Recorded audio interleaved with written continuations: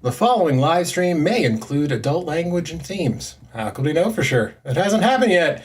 Anyway, viewer discretion is advised.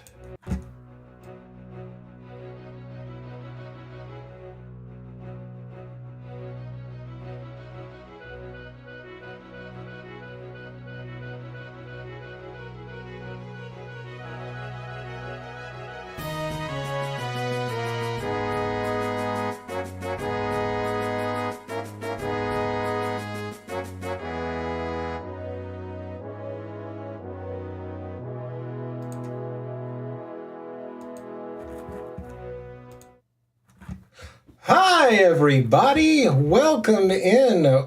Welcome, adventurers, to this month's table, or Once Upon a One Shot. Sorry, there's so many things on my screen right now.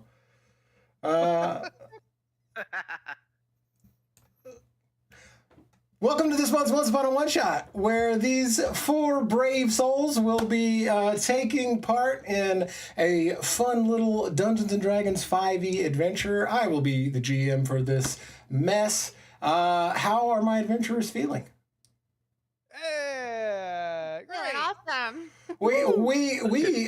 We have a couple of new faces to the channel, but we will do some intros all around, new faces and old. Starting things off, Mike, introduce yourself. Oh, hi, I'm Mike. I'm your forever DM. That's a lie, because I'm playing today. You can catch me on Arcane Focus D&D on all the socials, and if you can't find us, that's because we're not on Facebook. We're an actual play channel that does long-form campaigns and short one-shots with a plethora of systems. And you can also catch me on Start Playing. Just look up Arcane Mike. Hi, everyone. Hi, welcome in. Kessler. My friends, my enemies, and my unaligned associates. I am James Kessler, and I am very eager to play today. Excellent. Ev. Hello, my name is Evan. A lot of my friends call me Ev, so you can too. I'm super excited to be here. I've joined the channel a few times on a few Once Upon a One Shots, and I'm currently working with everyone on Bar Party, so super excited to be here. Excellent. And bring us home, Derek. Hi, I'm Derek. I've never played D&D before. It's the first time. I'm just managing expectations. I'm kidding. I've been playing for decades. Really looking forward to playing with everybody here today. Excellent. I am also very much looking forward to this. Let's not waste any more time. I am going to take a moment to read the missive out loud, the mission that we are all embarked on together, so that our audience has an idea of what is going on, what to expect, and to refresh the memories of any adventurers that maybe need their memories refreshed. Let me put on this spooky atmosphere music here. Maybe if just Streamlabs decides to, oh well. So, what we're going to be doing tonight. The Hunters Guild of Ascensia, Writ of Service Guild Silver Tier, Charter Seal 331 Vermilion. Hear ye, brave souls of steel and loyal hearts, with the grand seal and crest of the Hunters Guild, this scroll summons you to a quest only the bold dare accept. Descent into Striginia, an guild iron mission, investigate, rescue, and cleanse. The location is the Striginia mining settlement, deep beneath the Hollow Deep Vine. There is a large emberstone range. Emberstone is a important forge material. This city, this settlement, this mine represents moneyed interests that you all would be well aware of being members of the Hunters Guild. The Hunters Guild probably gets some of their gear from the very blacksmiths that use emberstone in their crafting. The subterranean settlement of Striginia has gone silent for a stretch of time. The guild dispatched a nomad to investigate. Nomads are high-ranking Hunters Guild members, and they are often sent on more difficult missions, missions to go and slay dragons sometimes, fight warlords, things of that nature. They're serious, big deal adventurers. And one was dispatched, one by the name of Valain Daraur. They went to investigate, and all contact with them has ceased. Very irregular, very unnerving. So this group has been pulled together. So we're going to send numbers. If we didn't, one of our elite didn't come back, then we're going to send a group down there to see what's going on. So you all have been charged with going to Striginia and figuring out what's going on. I have talked with each of you privately about some personal agendas, and it is up to you all whether or not you want to share those. I will give everybody assurances that the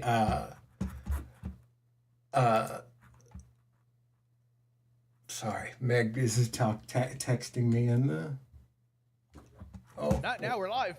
well, anyway, it's up to you guys whether or not you want to share your personal agendas. I will make sure to clarify for everyone that none of your agendas are antagonistic.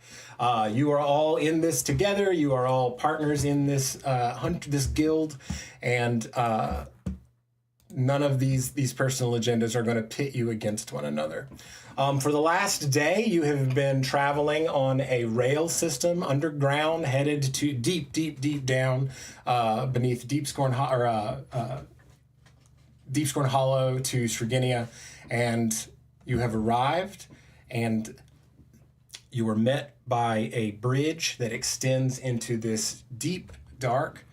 And up ahead, the immediate thing that you would notice, other than there aren't any torches lit, there aren't any light sources down here yet. And if we want to turn our attention to Roll20, there is an eerie red glow just emanating almost everywhere.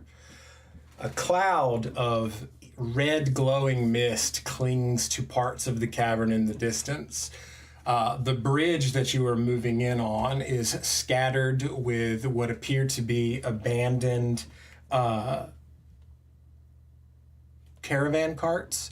There are scenes of discarded belongings, refuse.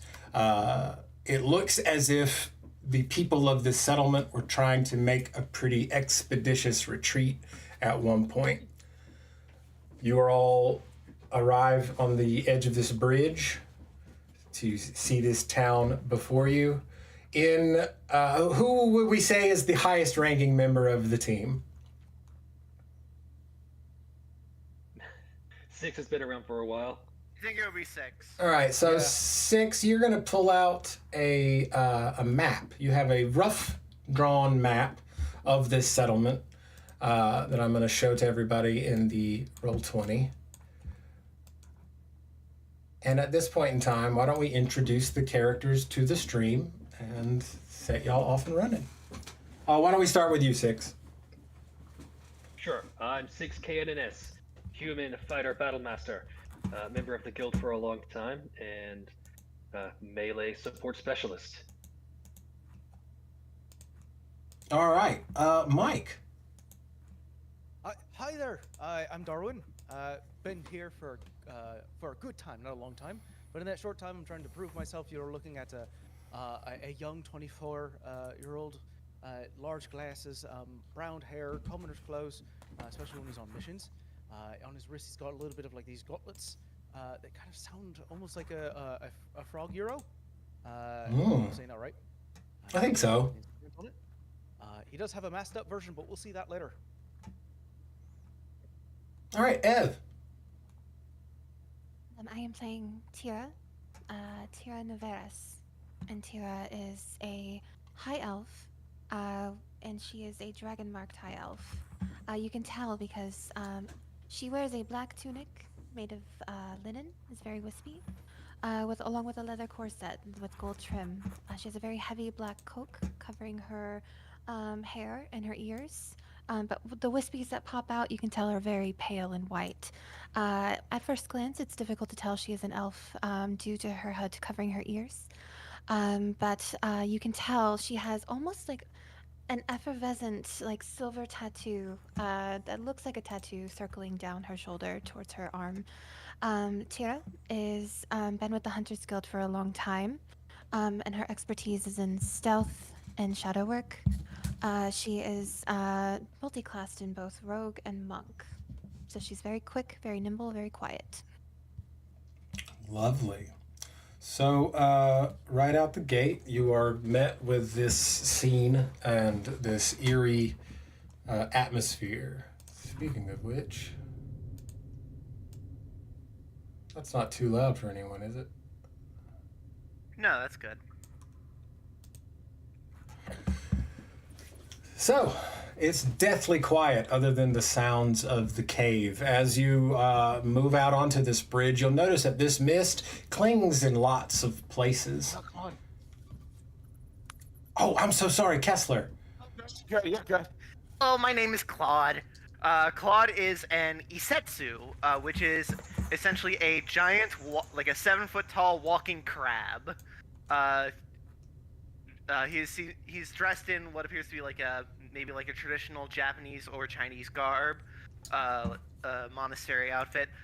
You will notice one of his claws appears to be some kind of advanced metal prosthetic. But that doesn't stop Claude from doing the best he can to help people, to help his friends on the battlefield, either by helping to fix their limbs, or if he can't fix them, he can at the very least replace them. Excellent. So, before you is a bridge that is littered with abandoned caravan carts, some large carriage style, some just like pull carts. Beyond the bridge, where all of this mist seems to be sort of originating, you can see the silhouettes of some buildings. And looking at the rough-drawn map, that I'm going to make sure that everybody can see it too. This is rough drawn. Well, it's not a battle map, right? I just like to roll. I've been drawing the entire time we've been here, from like what I've gotten from the report. It's been. Do you think I got all the shading right? Mm-hmm. Yeah. Good to me. Looks good. All right. He's a little bit more here, but that's fine. We'll work on it. So you're on this bridge, with all the scattered stuff, with the town ahead of you. What's the party's first move? First, I cover my face with my cloak. I'm considerably worried about this red mist floating around. Is it safe to breathe? How about we get some perception checks? Let's go ahead and get our first die roll out of the way. All right. If we're checking out the mist. All right. You know, I'll just 18. 11. It's gonna be a 17. 17. Even with an 11, it's still pretty. You're still able to tell that the mist it behaves oddly. We are in a strange continent, Eldaria. Eldaria is home to a whole bunch of different fungal species, and this mist almost has a spore-like quality to it. And you'll notice that if you move in any close proximity to it, that it actually clings to your clothes and your skin. Were you to try to rub it off or wipe it off, it just sort of smears into this greasy, you can't get it off kind of feeling. Breathing-wise, it doesn't feel necessarily like you are breathing tons of it in, but you probably don't want to breathe it in either. Just to be clear, does that mean smokes like these are pretty pervasive? This isn't something this isn't something I would never have seen before. No, you probably have encountered spore clouds before. You've never necessarily encountered one that will stick to you, or has usually you can blow it away. This seems to cling to these areas. It also seems to be bioluminescent. All of this the city and the cave that is all bathed in this red light that seems to be originating from this mist, or from the mist. Yeah, well, I recommend we take precautions. I make a makeshift bandana out of my cloak, cover my face with it, empty my tinderbox, and try to get a sample of the spores to take back. That's a good idea. Excellent, I'm gonna go and cover yeah. my mouth with this really nice shirt that I got.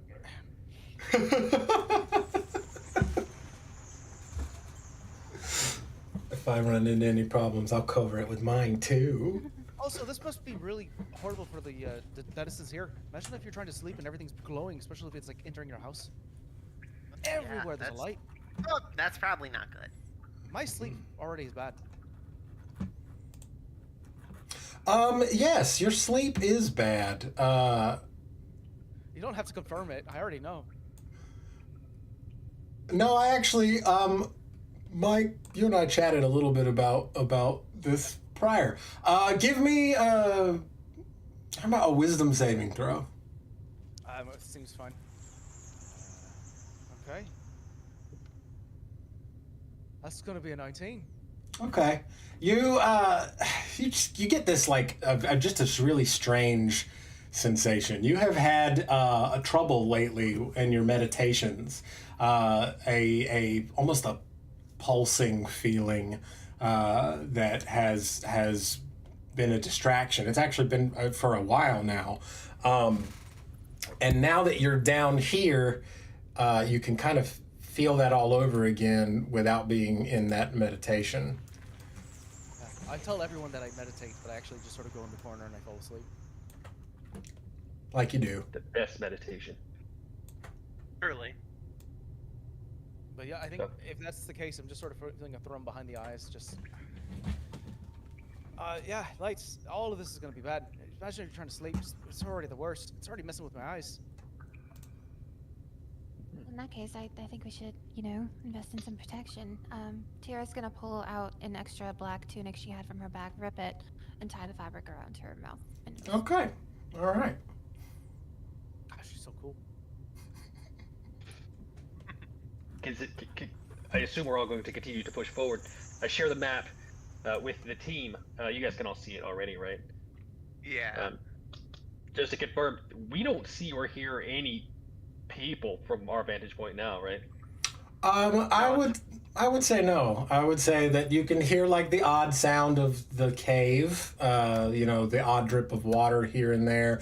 Now that you're actually moving into the town square a little bit more, the scene of that perception of escape is a little more present here. There are more caravan carts and wagons that have been haphazardly and quickly loaded up but have been abandoned. There are some market stalls that have collapsed. Are we checking out any of the buildings nearby? Is there any sign of life? No, not really. And investigating the buildings, some of them appear to have been barricaded from the inside. Some of them, there are busted out windows. Are we checking out any of the caravan carts or any of the wagons?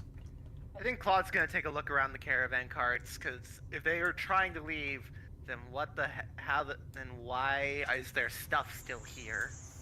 Okay, give me an investigation check, Claude. Fantastic. That is going to be a solid 7. Yeah. So looking around there, you're checking out the caravan carts, and when you open up one of the carriages, there's something strange inside. It looks kind of like maybe like an insect nest, but also it's old and falling apart. It's in a very like big like lumbery kind of shape. It doesn't look like it's actually attached to anything within the carriage itself, but you do definitely find the remains of what you might guess are an insect hive. I'm gonna pull out That- my dagger. I'm gonna kind of. That's probably not good. What you gonna do, Ev? Tira's gonna pull out her dagger and she's going to poke at it a little bit, maybe turn it over. Yeah, so poking your dagger into it and bending it around. Give me an investigation. Or no, insight. Give me insight. I lied. Insight, Oh. okay. So 13. 13 is pretty good. If you were to guess, it looks almost like this nest, this hive was built on somebody's body. We're going to say for certain, but starting to think that this is maybe something's going on here to do with insects. If there are any people left in the town, they're probably hiding together. I see a temple or church in the northeast corner. What do you think? Should we check it out? So glancing to the northeast, you can again, the fog between here and there, that goes uphill a bit. It is very dense, but with a weathered eye, you'd probably make out a very, very faint blue glow. But before we head that direction, give me another perception check. Is from the crew? Everyone? Sure. Yeah, why not? Because you guys you know that you're in the thick of it. You know that you're there for a reason. You know, I got an 11 again. 30-20.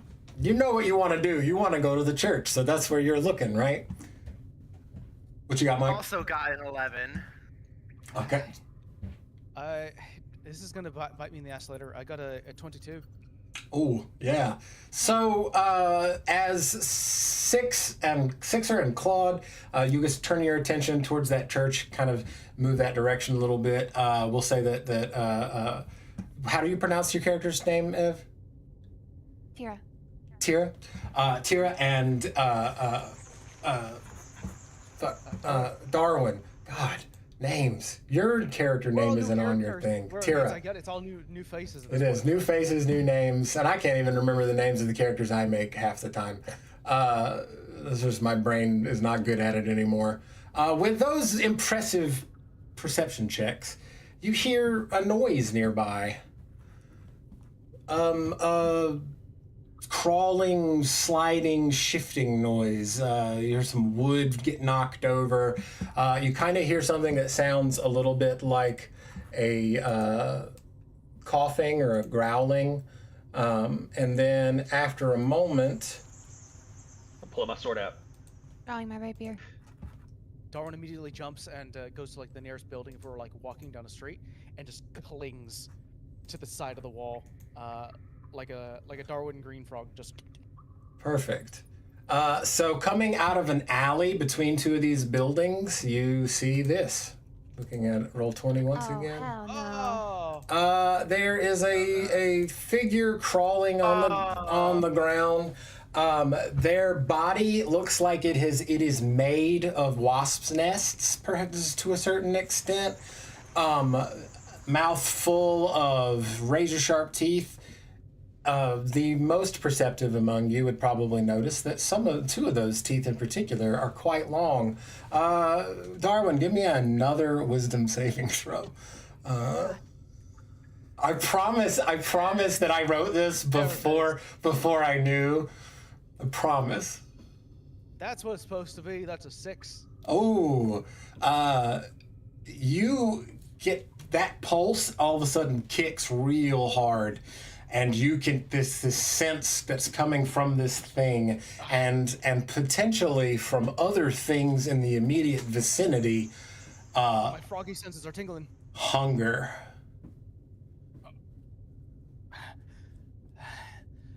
I feel a bit peckish.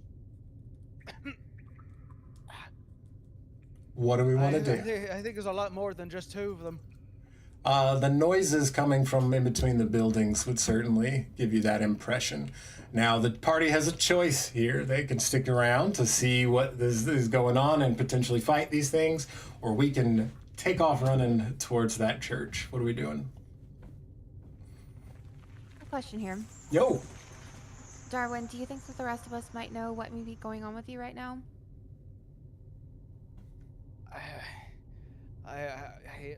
I've been feeling, when I got hurt, I've been feeling pretty sick. I've been feeling a lot better now. I'm happy that you've brought me along. But sometimes I still feel a bit ill. And it's this miasma, this red stuff is really making it weird. I want to throw up, but I don't want to. In that case, maybe we should step away quickly. Yeah, we should get him to the church. Get him out of the miasma.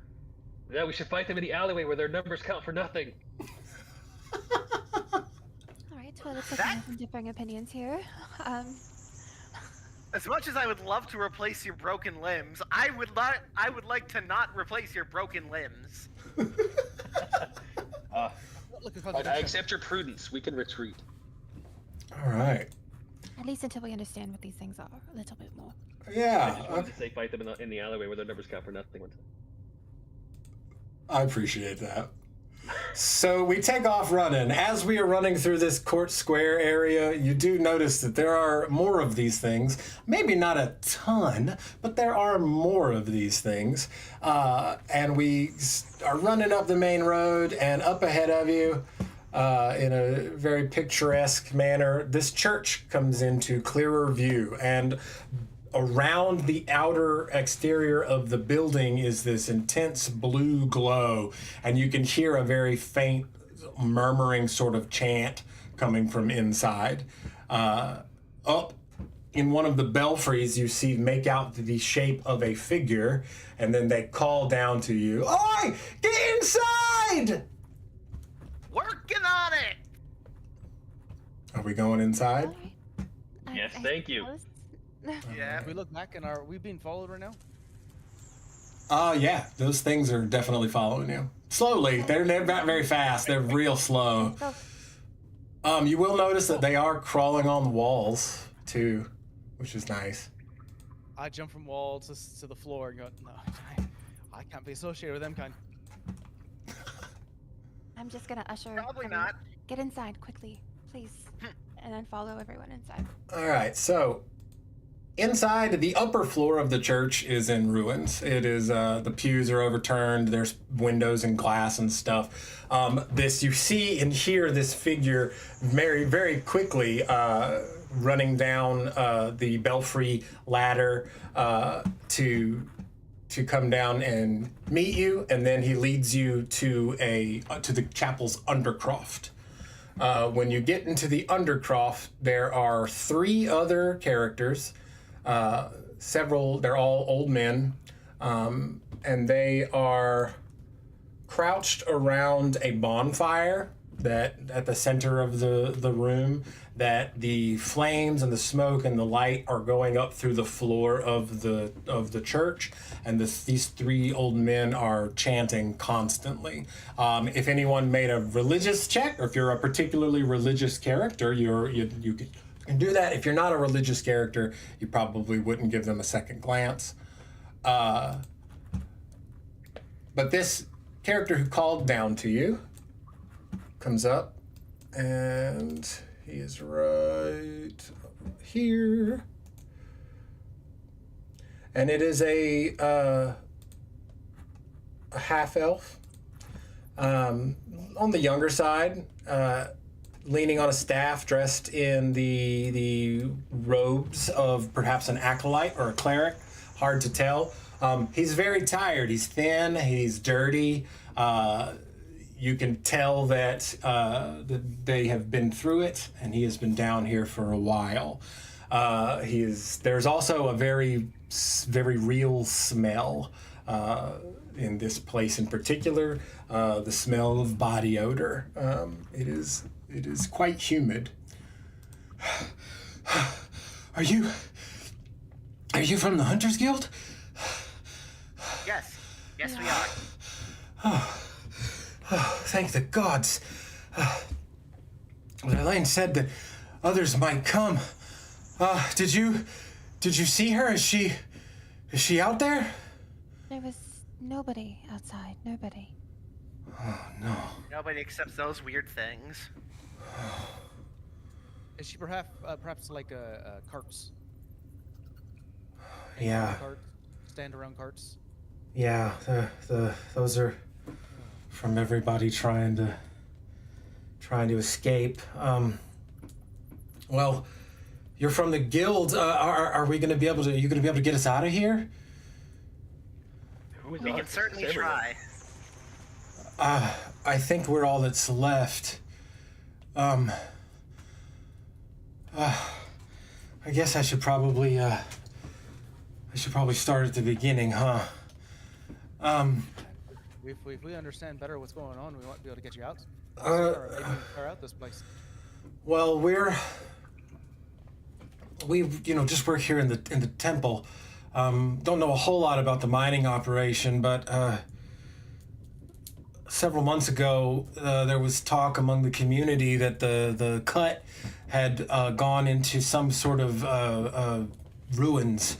The latest direction that the mining cut had moved into, and the townspeople at that point, basically, the foreman was just getting odder and odder, and miners started disappearing, and then this red mist, this cloud, just erupted out of the mine shafts. That you guys are covered in it.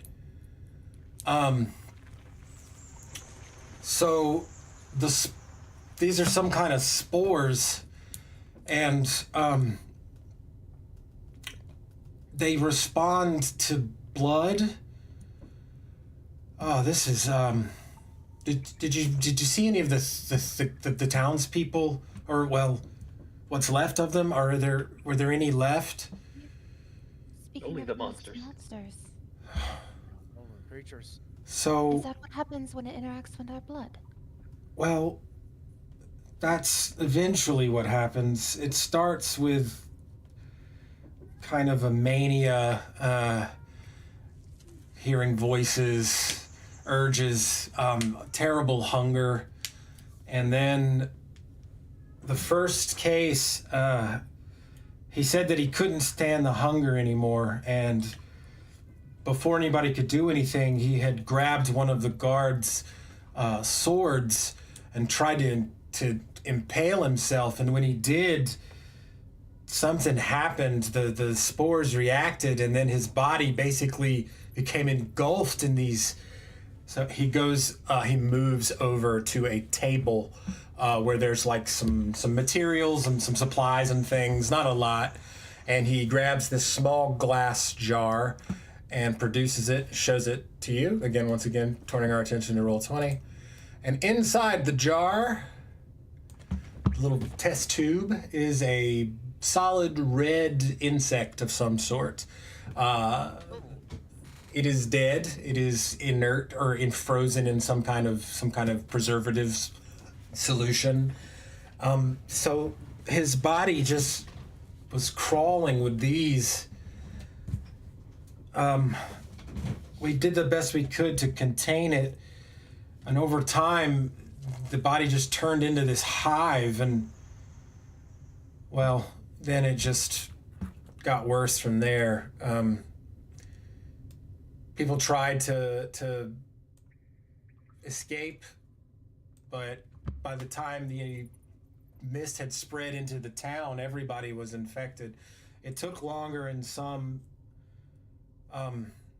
Your friend from the guild, Villain, she thought that maybe it originated from the dig site, and she was gonna try to find some explosives from the keg cellar, but well, she hasn't come back, and I've lost track of the days, but it's been a while. You're not covered with the spores. Have you found a way to cleanse yourself of them? One of our elders had figured out a way to remove the spores with prayer, but he went after your friend, and he hasn't come back either. If the other priests stop their prayer, the love fire will go out, and then there's nothing stopping the miasma from getting in here. Have you seen the mist get like spread further down? Like, has it just been sort of contained inside the city? Or is it even going even further? Any No. grow? Villain pointed out that it seems to just stick where the people are. Okay, that's good. That's all right. That means it's not like gonna spread out to other places. She was concerned that if any other people were to come, I mean, eventually folks from the mountain pass are gonna come down. Whether or not you guys, if we figure out a way out or not, they're gonna come down here because the mine is just such a valuable resource. All right, Shit, that's team meeting. We can't let these guys leave until we have this under control, right? We can't risk this spore cloud escaping the city. So Absolutely. I they're think gonna stop whatever they're doing, and then all of a sudden they're gonna be screwed. exactly. I'm concerned that if it attaches itself to people, then maybe if people try to escape, it'll follow them out of the city. I also be concerned.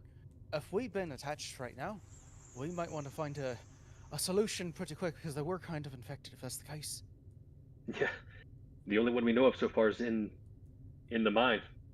So I think we'll need to go after him. But my point is, I think we need to leave these three here while we go search. Oh yeah. I wonder if there's a source of all of this, and if we were to, find it, destroy it, it might be in our best interests. That's what I'm thinking. Maybe it's like a hive mind of some sort. It's quite possible. Well, Last thing we need to do is have everyone bug out. All right. So we leave them here. We go to the mine. Is that what we're doing? All Yeah, we I agree? think so. I think so. So you're gonna go look for your friend? Yes. Call us the exterminators. We'll handle the bugs. The spore cloud doesn't like fire, so it's possible to clear some of it out. It just always comes back. in your experience, if it gets on your skin, are you able to just clean it away, or did you have to wait for a prayer from your priest? We had to wait for the prayers. So I guess it would be in your best interest to find the priest too, if he's even still alive.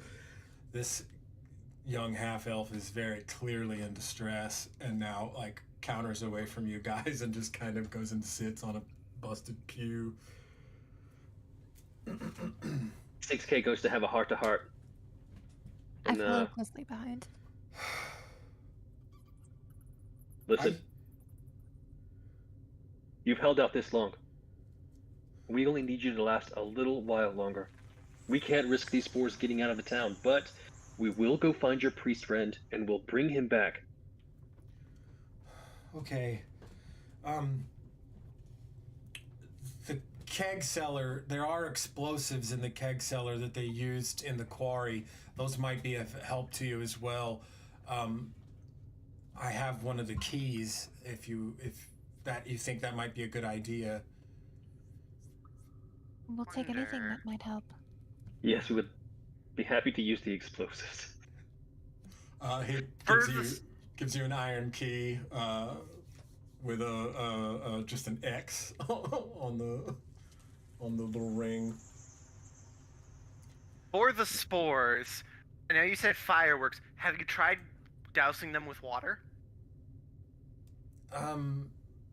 Yeah, we try to wash them off with soap and water, but it just didn't work. It just it's like Darn. greasy.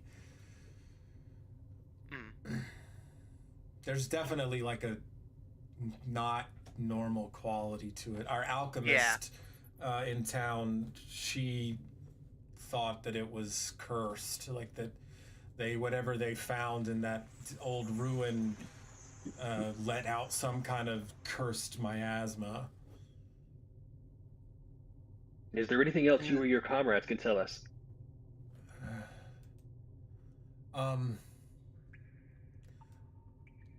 I'd stay away from the refinery. That's where the foreman last was seen, and like I said, the spores don't affect everybody the same way, and even though his body went through the same transformation, he just kind of kept getting bigger.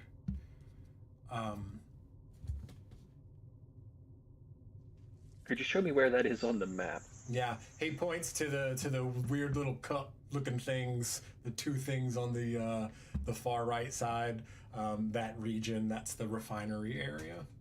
The mine, the main mine, is in the bottom left. I wish I could. I was like, oh, I can ping. No, you can't ping on handouts. Path that goes southwest. Yeah, southwest. Hmm. And then he points to the buildings up above that as the spot where the keg cellar is.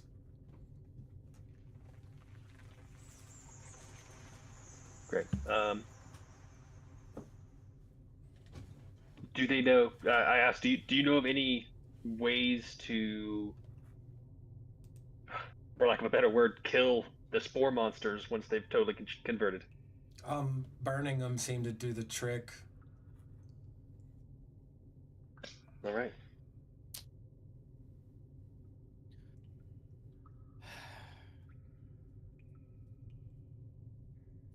Does anyone have anything else, or shall we to the mine? To the mine. The quicker the better. All right. Moving through the town. Now, are we taking a stealthy approach towards moving through the town towards the mines? That would be the best idea. Once we're outside the circle, I have a thermal cube, basically a space heater that makes 15 feet around us 95 degrees. Is that hot enough to repel the I spores? will say that that's hot enough to repel the spores specifically. Yeah. That's very Excellent. handy. to have. I also think Tiro should lead us when it comes to the stealth part. Yes. Do that. Okay. Well, then give us a stealth check. You can be the stealth check for the party. All right. Following her lead.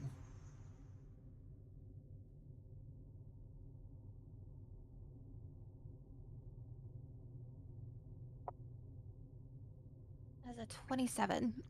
Yeah, that's pretty stealthy. So you're able to make it through the main part of the town without incurring any attention. Are we going to the keg cellar first, or are we headed straight to the mine? Does anyone have a way to transport kegs? I have a bag of holding. Sounds like we do. Convenient. That could work. Cellar. All right. Let's get some ice. Big seller, yeah. So moving into this space of these buildings, they sort of look like the administrative block, and just because it wouldn't be D&D without it, you move into this area.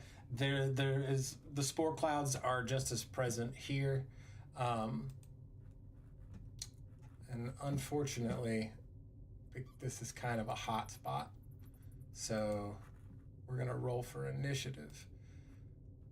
Of course it is. So you move into this area, getting bathed in the red light, and after That is a red map. it is a red map. After a short while, I'll change the color of the grid too, because that is also not a great color. There. That's a little There you better. Several of these husks, these husk thralls, as we are calling them, come crawling out. And again, they don't move terribly fast, but they do know you're there. So, is everybody familiar with the way Roll20 works with initiative? Yes. So if you want to drag your token onto the map, click it, and then roll initiative in Roll20. It'll populate you in the turn order. If not, I can add you manually. The only thing I can't seem to do is drag my character into the map. Yeah, Roll for 20 some reason times. he doesn't have it's because he doesn't have a name. I got you. Obviously has a name. No, like the name text. Oh. That's what you have to click to drag There we as go. opposed to the icon, which I don't understand.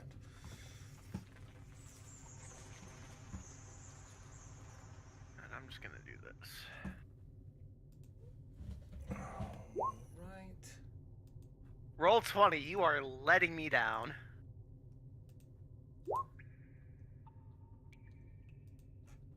All right. We're gonna roll to see. Why am I all the way over here? So as you guys are populating the turn order, 1, 2, 3, 4, 5, 6 of these husks appear.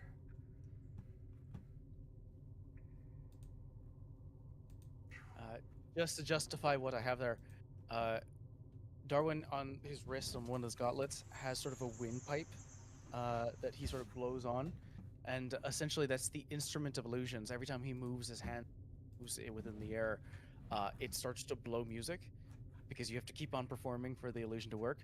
And you start to see his clothes start to change as the illusion takes place, and his superhero form shows up. Had to justify it some way. Greenish hood, kind of like a light greenish hood, almost minty. Sort of a black face mask. Sort of like the gauntlets start to ooze a little bit of like there's like vials of green oozling, like sort of like actual ooze creatures, like substance inside. Interesting. Interesting. I think as Claude enters the refinery, you see him press a button on the back of his prosthetic. It's like a little section of it pops out and like extends into a shield. All right. So we're at the top of the turn order, I think, with Sixer.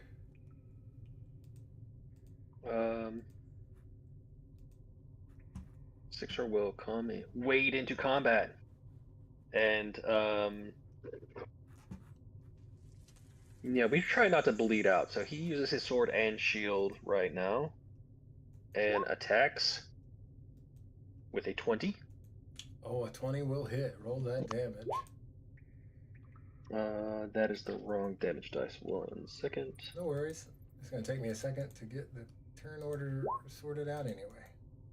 I do 12 damage with my first attack. All right. And what are you're using a sword, right? Yes. It's a hand and a half sword. It's a long sword, really, but Love it. thicker. We do like them thicker. Exactly. Then I have extra attack, so I will attack again, assuming I need to. Oh yeah, it's not quite dead. They don't seem super strong, but they are not pushovers. It is 22 to hit the second time and 9 damage. All right. Okay, looking good.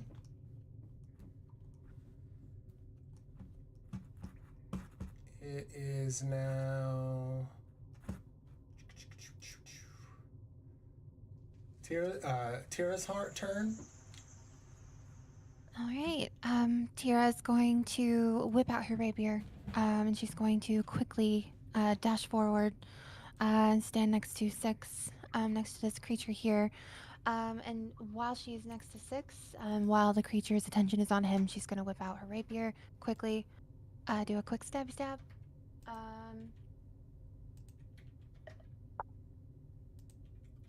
16 to hit. A 16 will hit.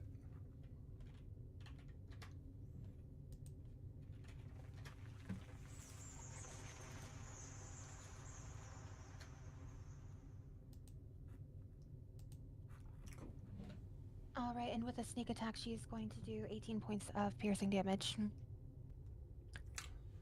Hurting. Okay. All right. And then that's her turn. It is now this husk back here's turn.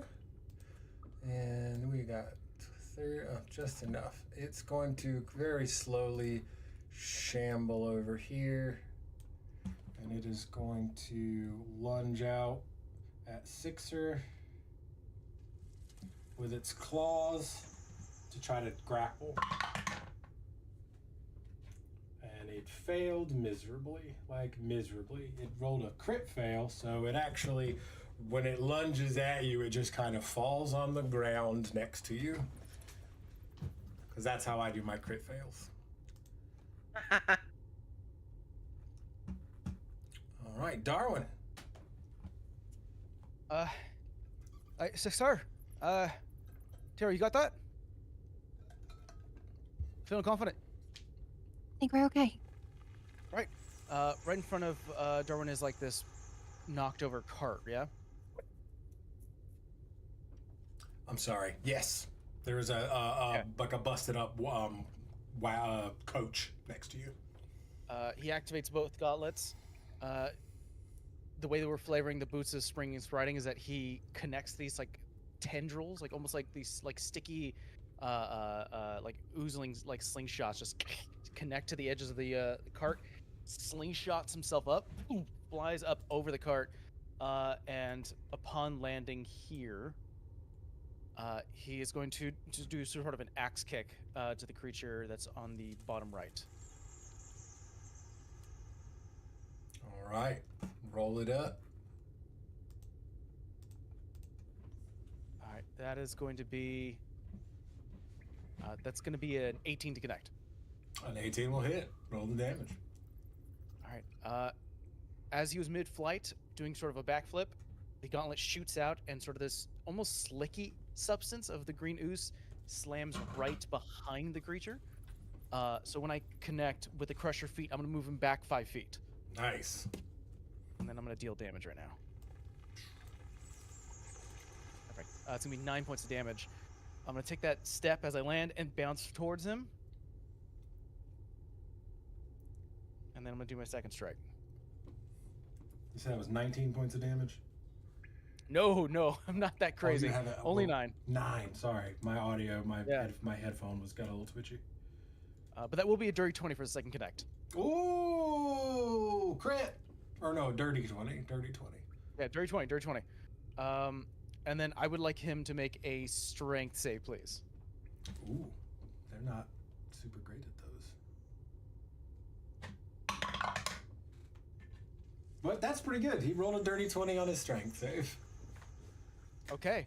I whip at him, turn him around, doesn't work, sort of slap in the back.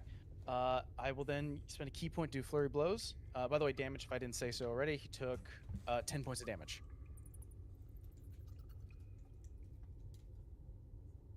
All right. I love flurry of blows. Actually, yeah, do flurry blows.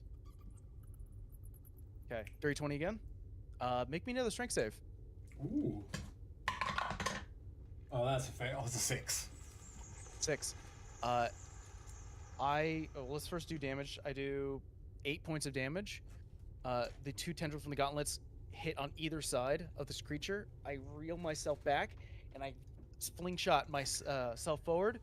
Because of the open hand monk ability, I push him back 15 feet into the water. Nice. So yeah, this emaciated husky bug zombie vampire thing gets knocked into the Black River, is the river is referred to as, and disappears under the water. I bounce off him. Can't swim. Let me see if I have enough movement, because I was here. Oh yeah, I got 45 feet of movement. And then my last strike is going to be in this guy. Sweet. Not good. That's who knows? Maybe it will be. 14 to connect. Oh no, that's a miss. Yeah. Oh, that was a lot. That's my turn. All right. It is now this one's turn, which is going to shamble towards the fray. He can't get all the way there, though. Just do it right here.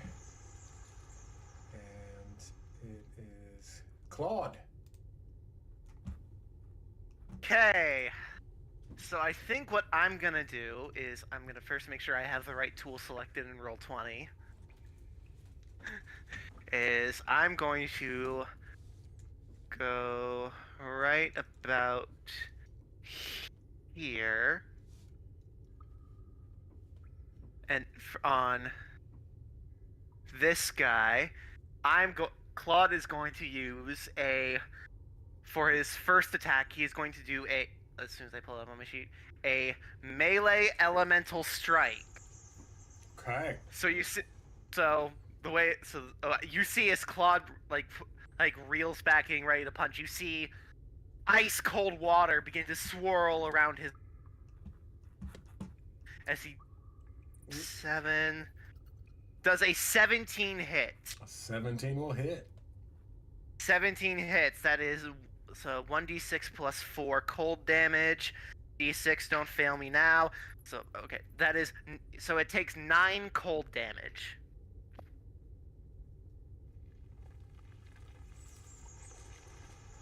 9 cold damage. Okay. 9 cold damage. Second attack, he is going to do another elemental strike. Is going to do another melee elemental strike. That is a 14. 14 will not cut it. Okay. Since I did hit him with my first attack, as a bonus action, I'm going to use my elemental combo feature. On my turn, after I make a weapon attack or elemental strike, or after I cast a leveled spell from my Bender spell list, I can release a jet of elemental energy as a bonus action. This is going to be a melee spell attack. If it hits, because I'm level 8, it'll do 2d4 plus 4 cold damage if it hits. All right. So let's see. That's much better. Does a 23 hit? Yeah, so 23 hits. Okay, so it's 2d4, so 3 plus 4. That does an additional 10 cold damage. All right. Yeah, as this cold energy is slashing out at this thing, you can see bits of frost starting to form on the husk. This thing's getting a lovely drink of ice cold water. All right, this one right here, since Darwin came slime slinging over, is going to... My superhero name is called the Croaker. Croaker! Croaker man. Croaker man. Whatever Croaker man does. They might call me the Slime Slinger, I don't know. Which I should have asked this before we started. Everybody, what is everybody's AC and HP? Oh. AC is 14, HP is 65. Ooh. My current AC is 20, my HP is 72. I'm sitting with a 17 AC, 62 HP. With my shield out, I'm at 21 AC, and I have 100 HP. We got some tanks on the screen. Good. Excellent.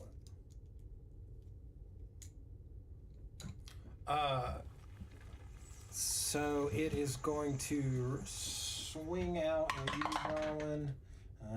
It's a big old miss. It's going to attempt a second time, and that is also a miss. What the fuck? All right. Hey. That's all right. These guys suck. They're supposed to be kind of shitty. So, all right. He misses both of those attacks. This one over here is going to very shamble about here. And we are back to the top of the turn order with Sixer, I believe. I will attack the one I have been attacking with Tira. I got a 21 to hit. Oh, yeah, that'll hit.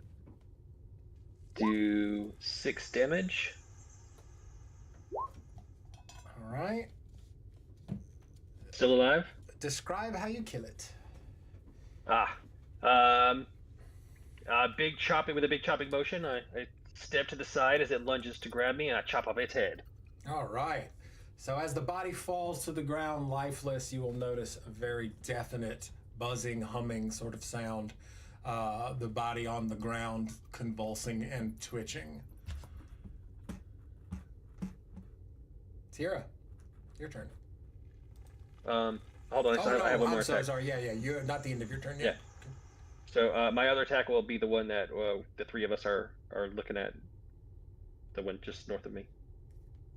This one, and it's a 25 to hit, and it does 11 damage.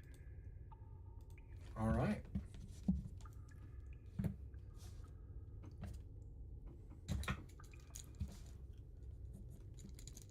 Okay. Now, is that the end of your turn? Yes. All right. Tira. All right.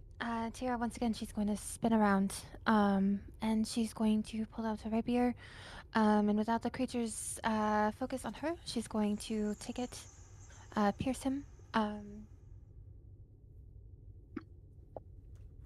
for 19 to hit. A 19 will hit.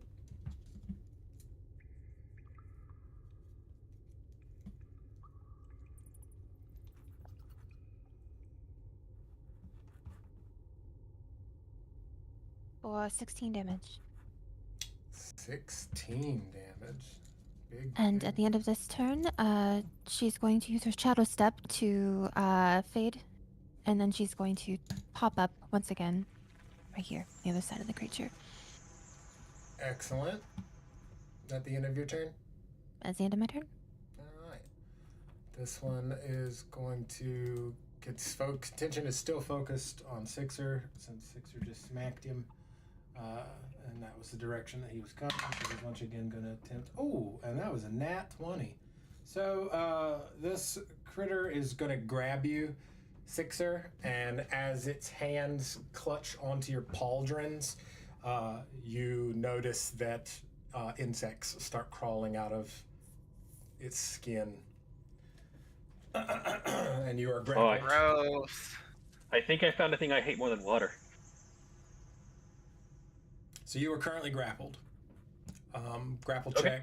check. You will be able to make a strength check to try to break the grapple. But that is all it's going to do for this turn. Fortunately for you all, they can only really do like one thing a turn, other than the multi-attack. But all right, Darwin. You're exchanging misses with this one. First strike goes wide. I'll use the momentum to do a full swing around. At the full swing, I'm going to go ahead and release one of my other another splot of ink, but slime. And I'm trying to roundhouse kick this thing in front of me.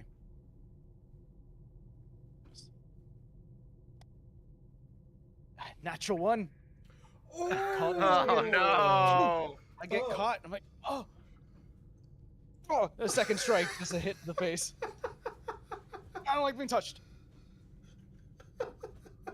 Okay, better. Dirty 20. Yeah, 30-20 will hit. All right, so that's going to be 8 points of damage, and Okay. it's going to slide up, northward 5 feet because of the crusher feet. All right. Northward. Just 5 feet, not 10. Just 5 feet. Yeah, I can only move 5 feet. Just, and it reels back, slips on a little bit of the slime, and moves just one box up. I'll take that position, and then I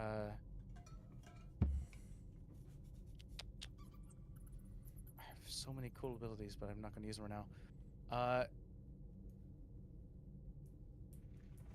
Yeah, let's spend another key point. Do another flurry of blows.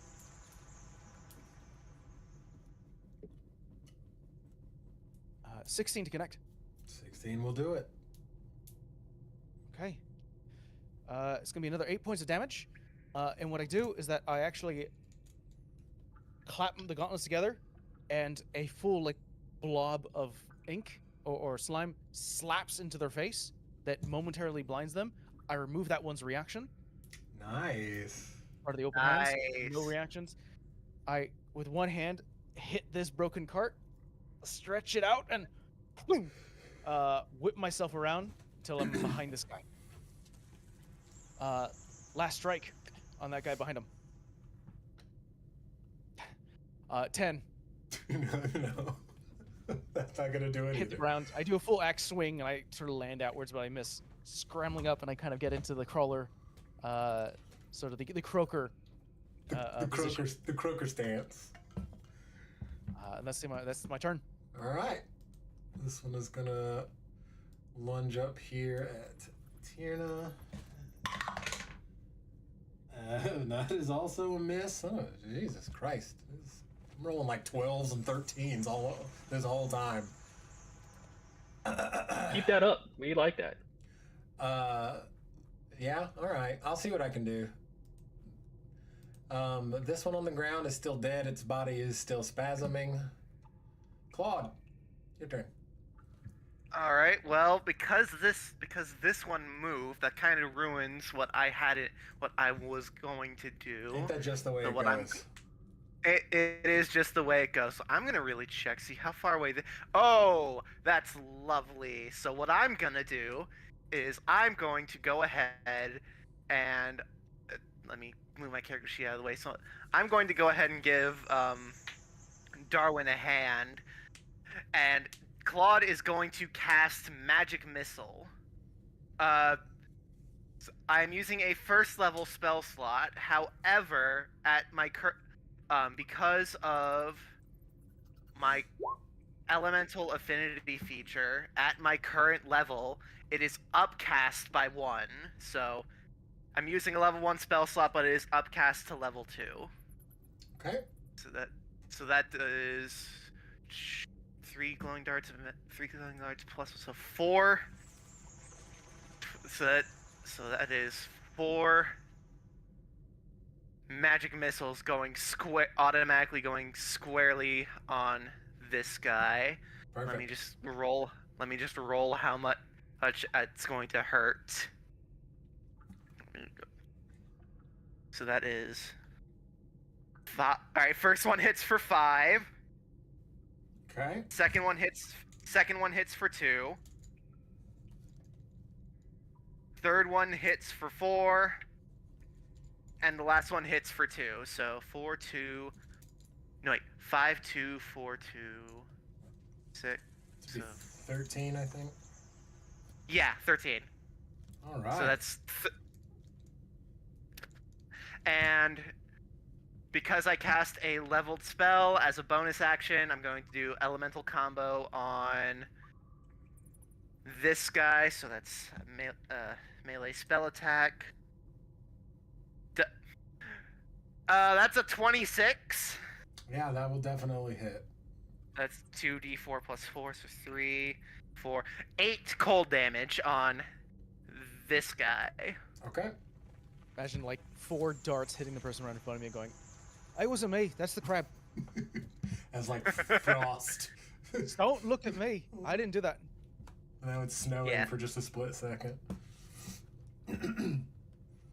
All right. And that will be it for my turn. Okay. It is now this one's turn, which seeing those darts whip across the air, it's going to catch its attention and it's going to shamble up sort of in between and lunge out at you, Claude. Oh no. You're fortunate that your AC is so dang high, because... Oh, wait, no, your AC is what? Remind me what your AC is? It is 20? 20. Oh, yeah. You're lucky, because I was a 19. Beware the power of crab! So it comes up to try to lunge at you. It also just kind of stumbles.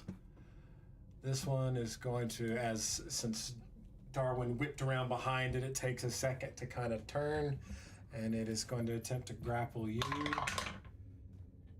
That is an 11. What the fuck? That was onto me? That was to you. It tried to give you a hug. Yeah. A real uncomfortable hug. But it didn't work. And now we're back to the top. Sixer. I will stab at the monster that has grappled me. I get a 23 to hit. Oh, wait, you gotta make a strength check to break the grapple. Do I have to? I mean, to get out of the grapple in order to make the attack, I think Is he so. grappled or restrained? He's grappled. What's the play there? Oh Usually? yeah, I mean obviously you're the DM, you Yeah, call yeah. it, but grapple means you just have 0 speed. Restrain means you're kind of like. Oh, you have that's right. disadvantage No, with that's it. right. That's right. My bad. I was mixing up my terms. So yeah, no, that's fine. That's fine. Yeah, 23 will hit. And what Alright, was 6 damage. 6 damage? Okay. Still alive? Yes. Still alive. Just barely, but yes. Only a 13 to hit that time. Well, that won't do it. And the one on the ground behind you, the rattling, convulsing, twitching builds to a fever pitch until the body bursts. And now there is a swarm of Costara insects behind you. Oh, that's... Swarm of swarm tactics. It's basically a swarm in the air that behaves like one body. It will move around the field and attack. That's unpleasant, and now it is there for you to deal with. Enjoy. I want to return this gift.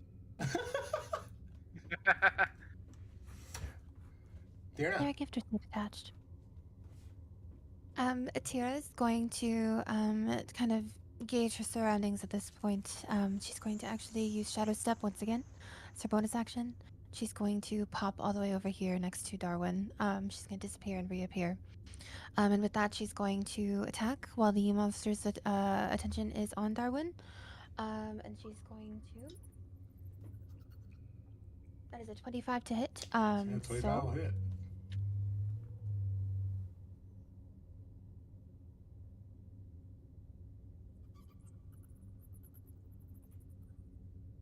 That is 23 points of damage, piercing damage. Ooh, describe how you kill it. All right, Tira pops out of the shadows and straight next to this monster, and she runs him through with her rapier, pulls it out, doesn't even take a second glance as he falls to the ground in a crumple. Fucking shite. I was clean. Thank you, Darwin. You started it. I would only have been able to finish it off if you had. Similar to the situation before, this one falls on the ground. There is an audible buzzing sound as it sort of starts to shiver and shamble a little bit. Don't like that. And I yell, set it on fire! Yeah, it's free action, Point. right? Yeah, free action. Appreciate it. Yeah. Yeah, so this one up here, still kind of alive, but you just put the big hurt on it. It is going to try to, instead of grappling you this time, it's going to use its multi-attack. Oh, Jesus Christ.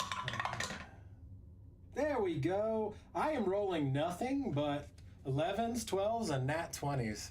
Nice. That's Hey, it all ridiculous. ratios out eventually. Eventually, I guess, what do we call that? Karmic dice? That's your karmic dice. So it swings its limbs, where it looks kind of like the skin has been pulled so tight that the bones underneath the fingers have been pulled down into like claws, and it is going to swing twice. And it's got 7, 8, 9, 10, 11. It's going to take 21 points of slashing damage. Alright. Oof.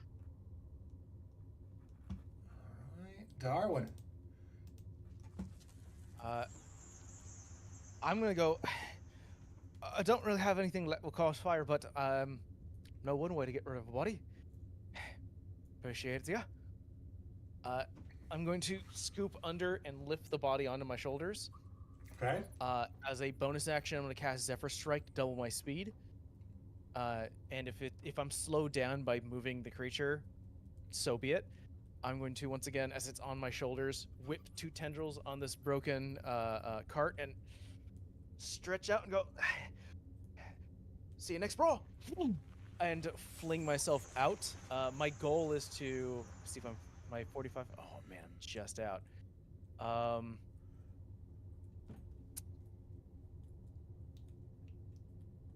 Because I know do you count like carrying a body is like half speed, half movement on that?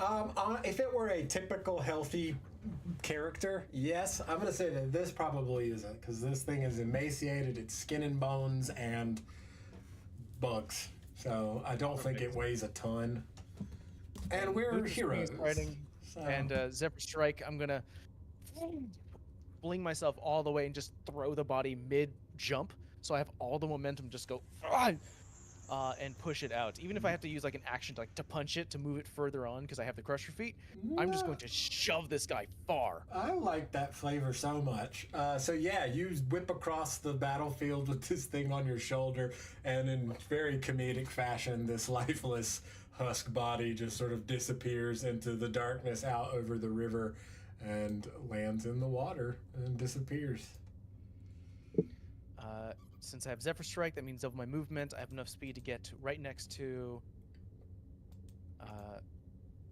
Sixer and or not Sixer to yes, Sixer. What I'm going to do for him is I'm going to whip both on his shoulder and use the tendrils to push him. I'm essentially going to use a shove action to shove him away and break the grapple. Nice. Okay. So I'm going to move him like 5 feet to the right. Just You mean to the left? or to the left. Yeah, excuse me. I was gonna say there's a monster to the right. Thank you. Love it. Teamwork make the dream work.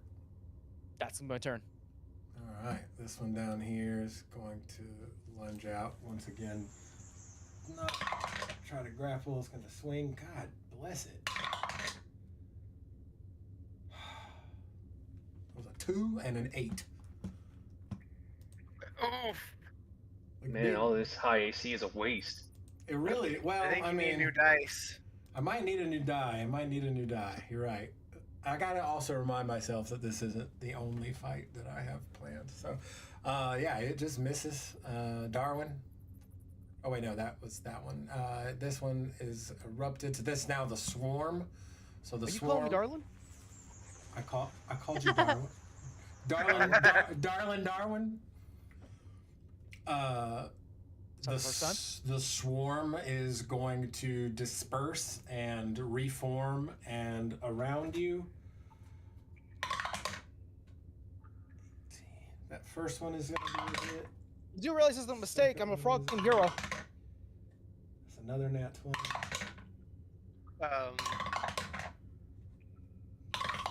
I really do need a new d20. Well, 2 of those hit. What? Were either of them close? How much were those 2 rolls that hit? The first one is going to be 9 points of piercing damage. The second one was a crit. I haven't rolled that yet. Do you want to? Because for the first one, my prosthesis, the Iron Casa, has an ability called Saving Throw. As a reaction, when a creature you can see within the prosthesis hookshot range, which is 15, is hit by an attack, I can launch the shield in front of that creature, granting it a +2 bonus to the AC and potentially causing it to miss. Nice. What was the attack? What was the attack roll for that? The attack first one? roll Not was crit. an 18, so like that will save you. So you see, as the storm comes in, you see, throw out his prosthetic arm, and the shield pops off and like attached to a wire. It zips through the air, blocking that, just like surrounding you, blocking that hit, and. Thanks, Claude.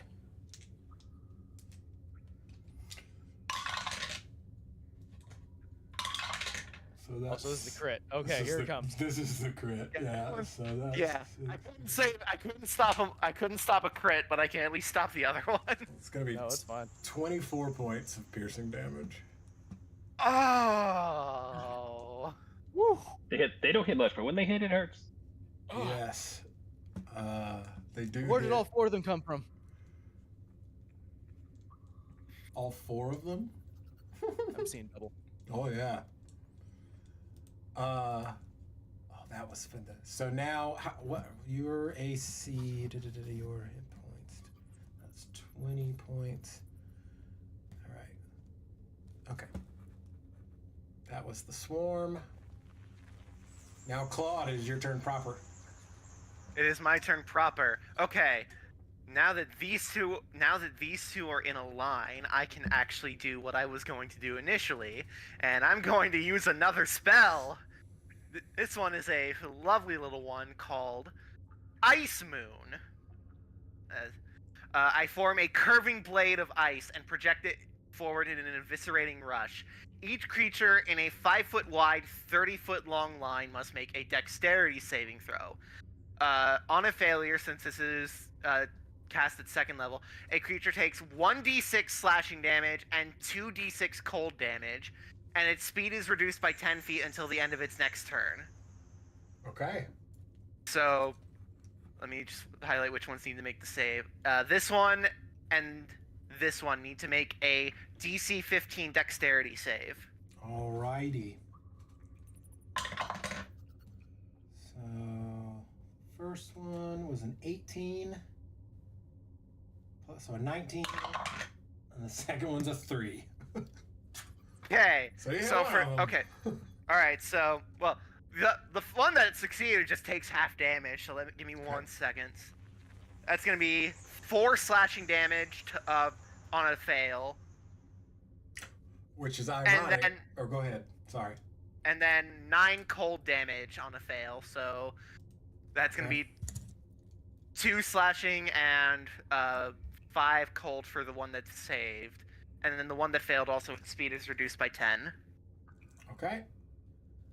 Describe how the first one dies. Because it didn't have very much hit points left. So I think what will happen is like the ice moon cuts through its body, and then it just like it does like that anime thing where like where you cut through it and then a split falls in half. There's a line, and then it just falls. Yeah, which is the line of What a cool spell. That is a cool spell. yeah ice moon. Ryoko's guide has a shit ton of cool spells. So I hope I can. There's a bit of an Later. echo in here. So this body once again falls to the ground, and the buzzing is heard from it as well. Alright, oh no. Alright, now real quick, because I cast a leveled spell, it is time for my elemental combo bonus action. I'm going to go ahead and hit this. I'm going to go ahead and hit this guy since he's in range. Since he's in the range I want. Does a 20 hit? Does a what hit? Modified 20. Yes. Alright, so that's 2d4 plus 4. Also known as a dirty 20. Dirty 20. Also known as a 2. Also known as 6 a plus naughty 20. No. Naughty 20. So, this one takes 10 cold damage. Okay. He's looking a little frosty, a little worse for wear. All right, it is his turn, and he's gonna whip around to take 2 swings at Claude.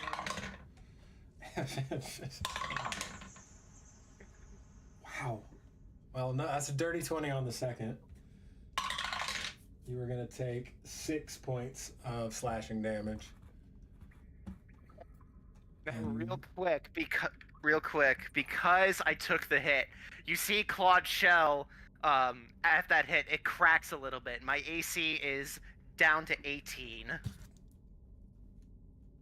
That's an interesting mechanic. That isn't it? Yeah, the Setsu has a feature called Brittle Shell. Your carapace has a brittle but tough outer layer that regenerates over time. When you finish a short or long rest, you gain a +2 bonus to AC if you don't already have it. This bonus ends after you are hit by an attack roll. Oh, that's cool. I like that. I might steal that from my Kraken species. All right. And that was his turn. We're back to Sixer.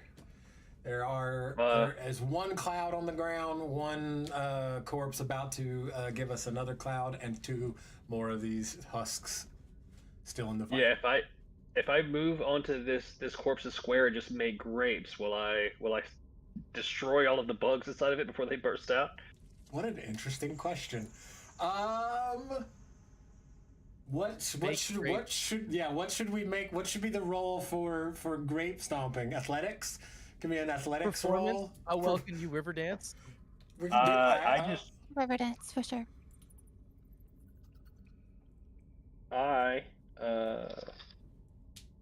Just rave stomp on this guy. I got a 22 athletics check. Yeah, you can do that. Yeah. Great. So probably and then I will. about 2 dozen or so bugs erupted out of this thing, the other one. So there's not like a bajillion of them inside. There's enough. Great. And then I will action surge and attack the one just south of Claude. I got a 22 to hit with the first one, That will hit. and I do 7 damage. Describe how you end him. I stab my sword into this one's belly and then cleave upwards, cutting it into pieces. Love it.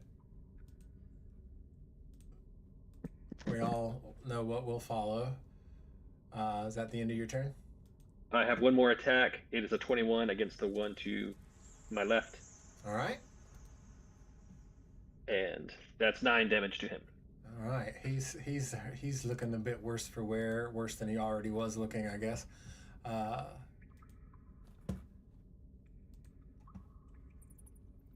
And then I will move right here. All right, Tira. All right. Tara's once again going to. She's going to actually move her way over. She's going to run over, stand next to Sixer. And once again, she's going to, with its attention on Sixer, she's going to pierce it with her rapier. All right. The 22 to hit. I will hit. Oh, quick question: is flanking advantage on the attack or +2? Advantage. Okay. All right. And that is going to be 18 total piercing damage. Oh, describe how you kill this one.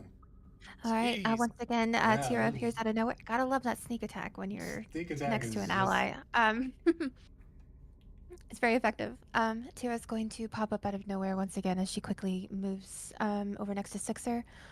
She's going to, before you, it, almost as if you couldn't even see her do it, she flashes out her rapier and it has it back in her belt before anyone could even see her attack, and he crumples to the ground in front of her. Love it. Once again, another thrall body ready to burst. Excuse me, I put the wrong thing on it. And if it's about to burst, Tira's actually going to use her bonus action and use Wails from the Grave. And she's going to have her sneak attack damage and throw it onto it before it bursts, which will be a total of 6 damage. Okay. That's not going to stop it from bursting, because that's not quite enough damage to kill all of the I'll try. insects inside. But all right. Maybe some of them inside the body start to die immediately. Yeah. Well, that one's dead. For sure. I can get rid of you. Darwin, your turn, bud. Darwin, All right, well, Darwin. I understand this one here is about to explode right now. Yeah. This one currently everyone's working on. This one is an active swarm. Is an active swarm. Yeah. I don't know why I didn't upload the artwork for the swarm. I made swarm artwork, but for some reason that artwork just didn't make Maybe it. just a different icon because I can't tell if it's down or not. I think he's gonna go into sort of a stance with like his fingers close to each other and just go try to take as many as he can as he attacks the swarm. Would you like a swarm token? I think I have some.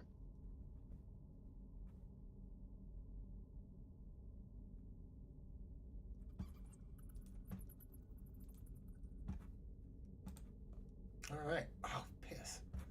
It's just hard because that's where my overlay, the overlay for Streamlabs is. So uploading stuff makes it twitchy.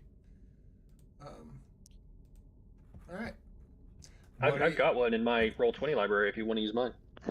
Sure.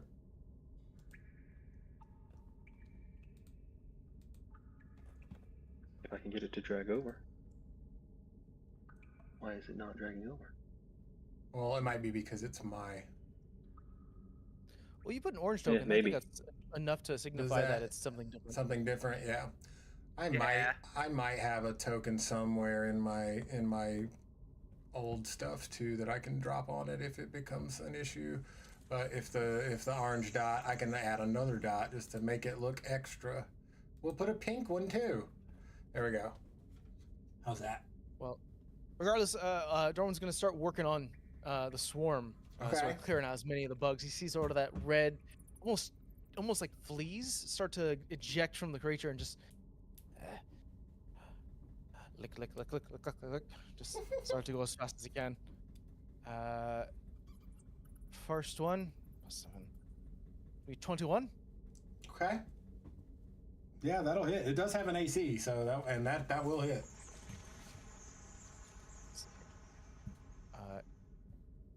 Just because I think might as well just use it or lose it. He's gonna, as no action economy added to it, he's gonna call it as his favorite foe. So I'm gonna do a Probably additional wise. this, and this, and instead of moving around like he's been doing this entire battlefield, he's gonna instead harden the slime and strike heavy, and it's going to deal an additional 6 points of piercing damage for his ranger ability. Love that. What's that damage total?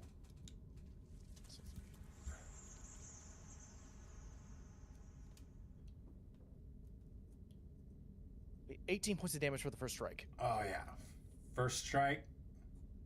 Yeah, you might have almost got all of them. That was the first strike. Second strike is going to be a 22 to connect. Okay.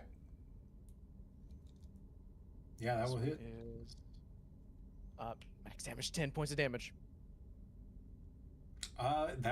Yeah, so Darwin moves up into the fight, and there's this swarm of bugs, and he just in true monk style.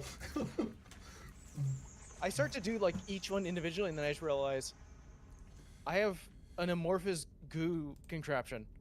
Web. Amorphous goo Get them all contraption. clump them all together and slam them against the floor. Okay. I'm then going to scoop up this body, and because Zephyr Strike is still active, I still have a lot of speed. I'm gonna once again throw that one into the water as well. Just rush, and since I still have a bonus action, I'm just gonna go, ha! Punch. It's gonna move 5 feet in that direction and just go out to the ocean. You go, or the water. Love it. It disappears into the Black River.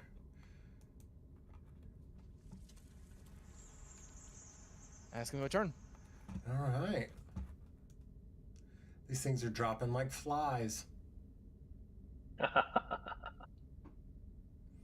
See what you did there. This one on the ground, it will burst at the end of this round because it died in this turn. So, Claude, it's on you. All right.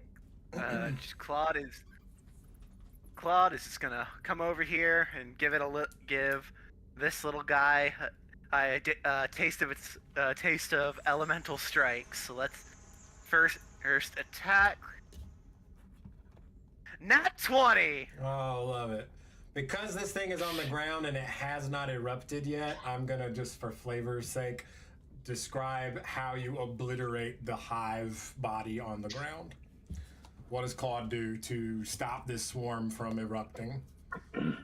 Just blast it with a jet of ice, Nice. and it just freezing the body over so the swarm can't get out. Yeah, so the ice freezes this hive thrall body so much that it actually like breaks and crumbles like a wasp's nest caught in a cold snap.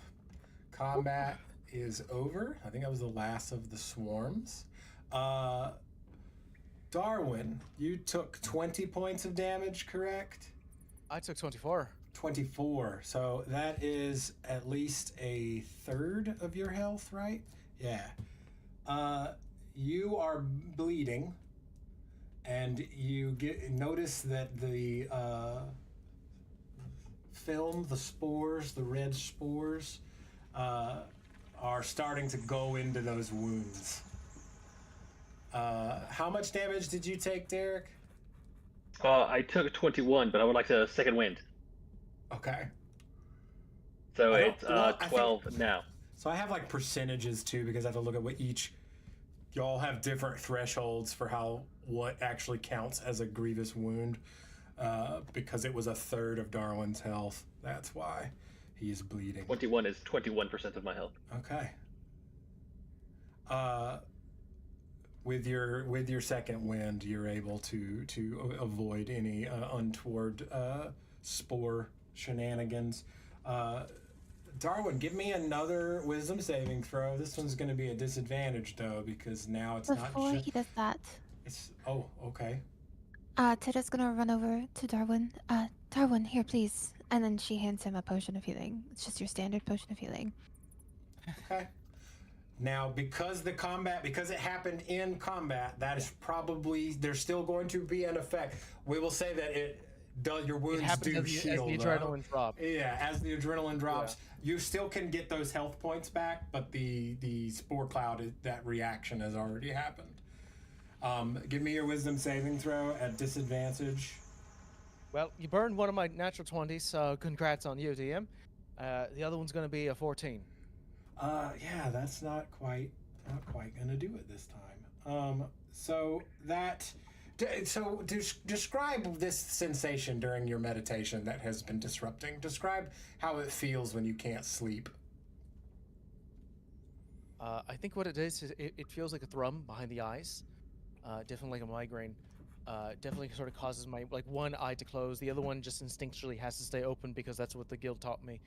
Um, I think it's an immediate moment where the lungs start to like breathe in and out a lot faster. The diaphragm is moving without my real control, so I can literally feel my breath starting to escape. Uh, under the illusionary mask that is slowly starting to fade because I'm not moving anymore. Definitely my incisors start to like grow a little bit as I could just hear like my stomach start to rumble. A little bit of my blood starts to like slow down a bit. I think just as Tira sort of gets close to me and sort of hand me the potion, I just sort of go, like there was in a moment like almost like an animal. Hey, thanks. Yeah, it's just fucking everywhere. Hey, appreciate it. In that Are you all right? in that thrum in the back of your head, Darwin, you hear a voice. I'm gonna have to take this. Have potential. Find us. Free us.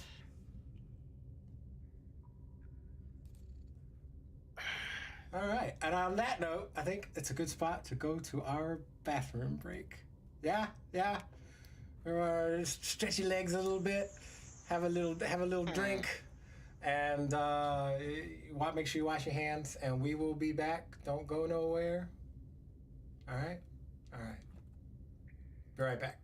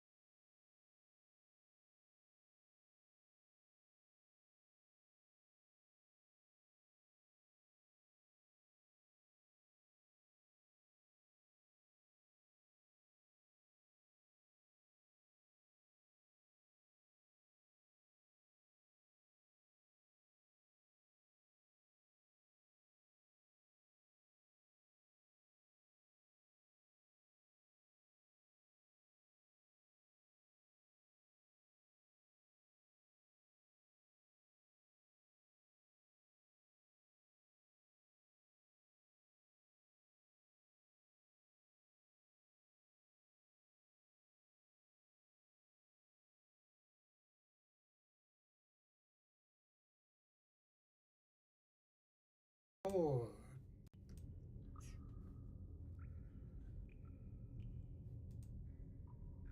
Hi, everybody, and we are back.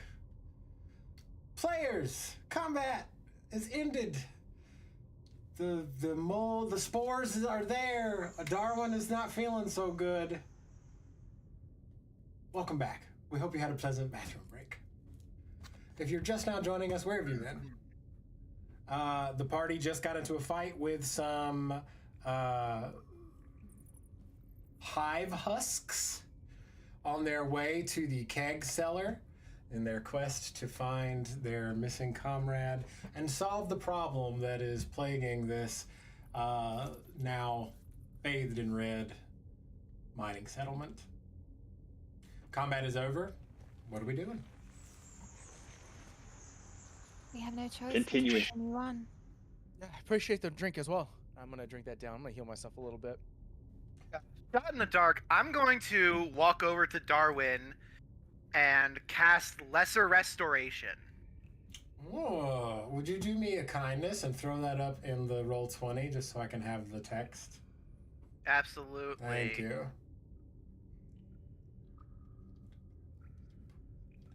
So it does not cover those things: blinded, deafened, paralyzed, or poisoned. It doesn't. None of the conditions. I thought it might have been a No. disease. Yeah, no, not in a traditional sense. I think would be a situation where greater restoration would do the trick. Ah, damn it. How to make gotta Max- put a Max little- healing, by the way, 2d4 plus 2. I got 10. Hell yeah, nice. This is great stuff. I don't know where you got it from. Oh, I have my contacts. Are we looking around? We're gonna collect some things. Sixer, we're gonna get some barrels. Yeah. Explosive barrels. All right, so Yes. looking around the area, consulting with the map and just looking and seeing, you can see that there is clearly a storage depot. Inside, you go down into the cellar, as the title keg cellar might indicate. And sure enough, it is filled. The walls are lined with kegs of varying sizes. There are some what I guess would be described as like pony kegs, and some very large barrels. There are also several crates filled with dynamite. There are oil lamps. This whole room is just one big flammable mess. What are y'all taking with you? I Let's break out load my as pipe. what? Yeah. I break out my bag of holding. Let's load up as much as we can. Okay. But bag of holding opening is only probably as big to fit the smaller kegs. Don't worry, Maybe it's dynamite. it's explosives in D&D, and no matter how big they are always ridiculous. So dynamite, you could definitely throw quite a bit of dynamite in there. Yeah. Let's take the dynamite and maybe some of the smaller kegs if we can fit. I'll tell you what, you can put 30 sticks of dynamite in your bag of holding. Oh, that's good. Not a small amount. Yep, I will add that to my character sheet. And Darwin is not helping out at all. He is simply, while everyone's sort of looking around, he kind of stays still, pops open this sort of black sort of a vial, and starts to rub like this ointment on himself. And he spends some time doing that. He'll just spend his time applying. Essentially, he's applying an oil of slipperiness to himself. nice. Takes some time. Just out of curiosity, is that flammable? I don't think I've ever asked that or ever even checked when I bought it, so I don't know. It could be. I hope not. Noted. It's a moisturizer, I think. It's kind of like that. Let's not light me on fire. Let's fight. How about that? How about Let's we not. refrain from the open flames in this room? Are we looking around the room otherwise for anything else? I'll take. Yeah, we could. Are there enough dynamite sticks left over for me to just take 5 or 6 and put them in my backpack? Yeah. Nice. I'll do that, and then yeah, I'll search around. Are all of the kegs explosives, or are there kegs of other stuff? Searching around the room, there are some kegs of like tools. There are some like pickaxes and some hammers. There are quite a few like spools of chains and just like crates of what look like slag, just sort of rough and raw materials.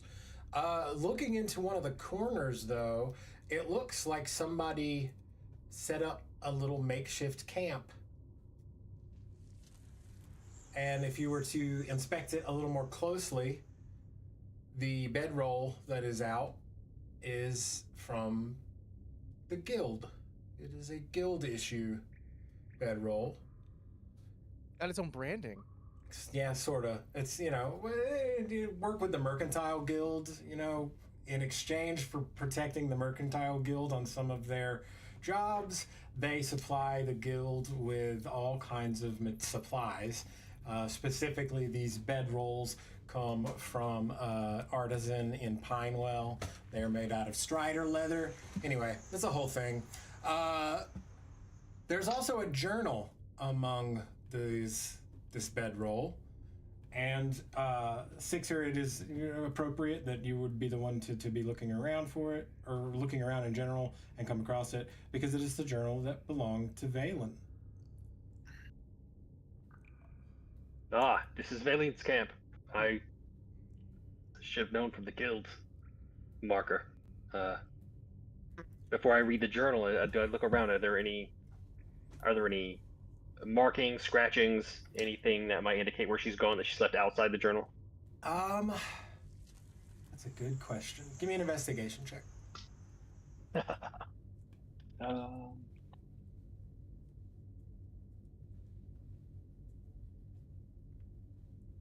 It is pretty good, 17.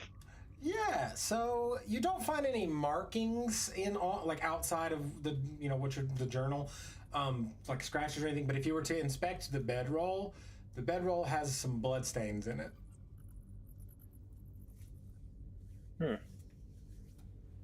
What'd you find there? Just a journal, and it looks like if Aline's been here, she's wounded. That's not good. No, it's not. I hope she was not one of the... Oh, let's cross some fingers on that one. Crack open the journal. So in the first chunk of the journal is lots of entries from past jobs. Yeah, I start at the back. Lots of like standard stuff. You do notice that it is pretty dirty, that you can tell that the last hands that were holding it were bloody.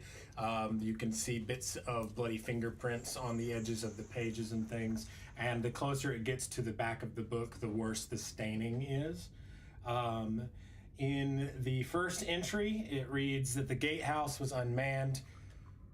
The bridge was covered in abandoned carts, describing essentially what you all came into. Her journal, however, does describe more bodies than you saw there. And she goes on to describe witnessing the swarms erupt from the hive thralls, and then moving to the mine shafts as if called by something. She talks about barricades in a number of the shops, talks about finding the church and mentioning the priests inside, mentions other survivors that inexplicably are gone, talks a bit about the misc and about the blood interaction, and then her entries become a little more disoriented, a little more odd. You see a phrase every once in a while. There is a voice in the thrumming. Then she goes on to talk about the foreman and the foreman of the dig, how he found something in the ruins, something that he referred to as the Sanguine Star.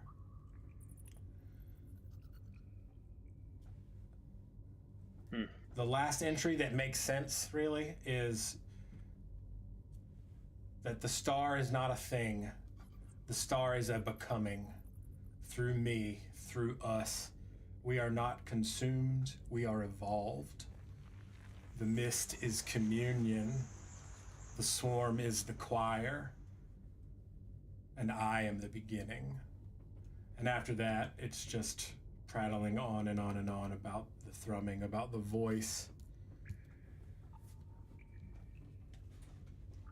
I share that with everyone. Indication by the journal would be that she was headed towards the mines. She probably came here to stock up like you all are doing, and then headed that way. Now, just to make sure our bases are covered, nobody here is hearing any voices. Right? Can you speak up a little bit? It's kind of hard to hear. It sounds Why? like 50 people are talking right now. Oh no, oh God. No. How in control of is Darwin of his physical manifestation, the physical manifestations of his Dhampir lineage? He spent several weeks bedridden, not actually like in the bed, sick, like recovering.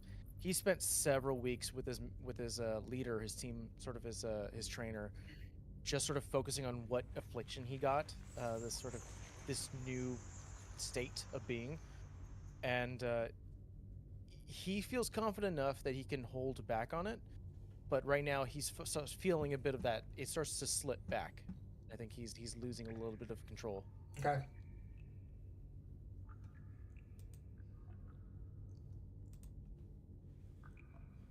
I don't think we have any choice but to move on.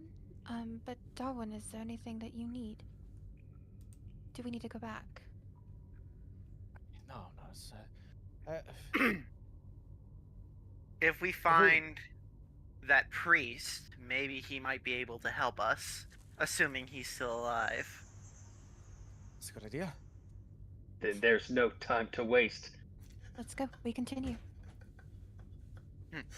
Into the breach! All right, so we gather up our explosives, our plentiful explosives, and we head towards the mines. The mines.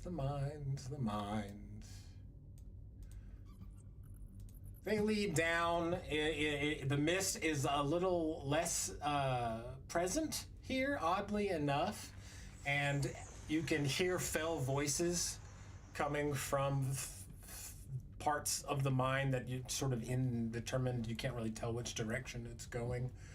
But give me some investigation checks as we are looking around trying to track down this priest and trying to safely find our way. Would you I accept got a a survival? 6. Yeah, you know what? Why not? Well, my That's investigation 11. is that is an 18. Okay, Claude. What did Sixer and Ben get? I got a 6. That's what I thought you said. But I'm not sure if you cut out. 15. Okay, so Claude and Dira, Dira? you guys find a trail after a little while that appears to be someone who was bleeding. Inspecting the footprints a little bit, it does appear to be boots, guild boots, and you are able to make your way into like an alcove off to one side of the mine where another little makeshift camp has been put up. This one looks to be more using these miners' supplies, like perhaps some of the miners were staying down here. And in one of the tents, you find the body of a priest. Oh, that's Is the priest obviously dead, or should I go check? If he is dead, he has been placed in a very specific position. He's not like, there's not blood everywhere. He hasn't exploded. There doesn't seem to be any signs of the insects on his body, but he is not moving. I'm going We'll to go check to see if he's breathing. Or you want to Yeah. go check to see if he's breathing? By all means. Yeah, I'm gonna pull Six to the side while everyone else does it, and just go. God, Claw's got some really good eyes, especially if you're being just 10 years old.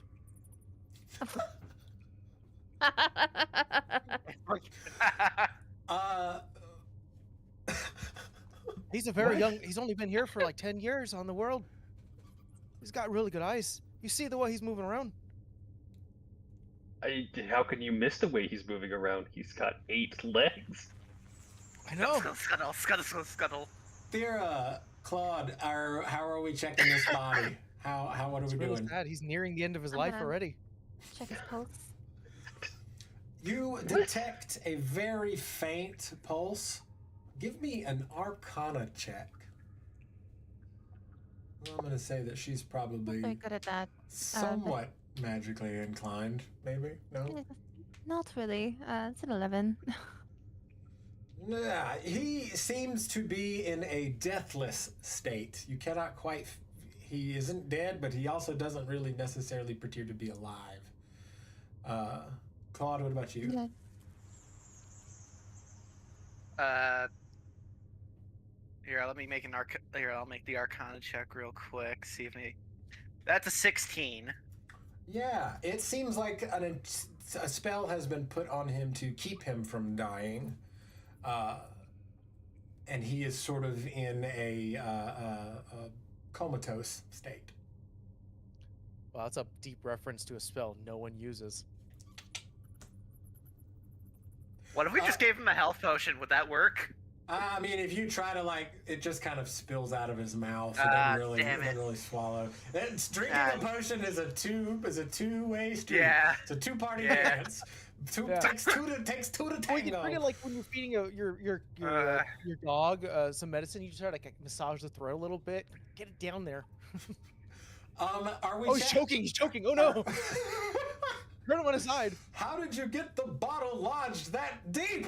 Are we checking his body at all? Are we giving him like an inspection, or are we just checking his pulse?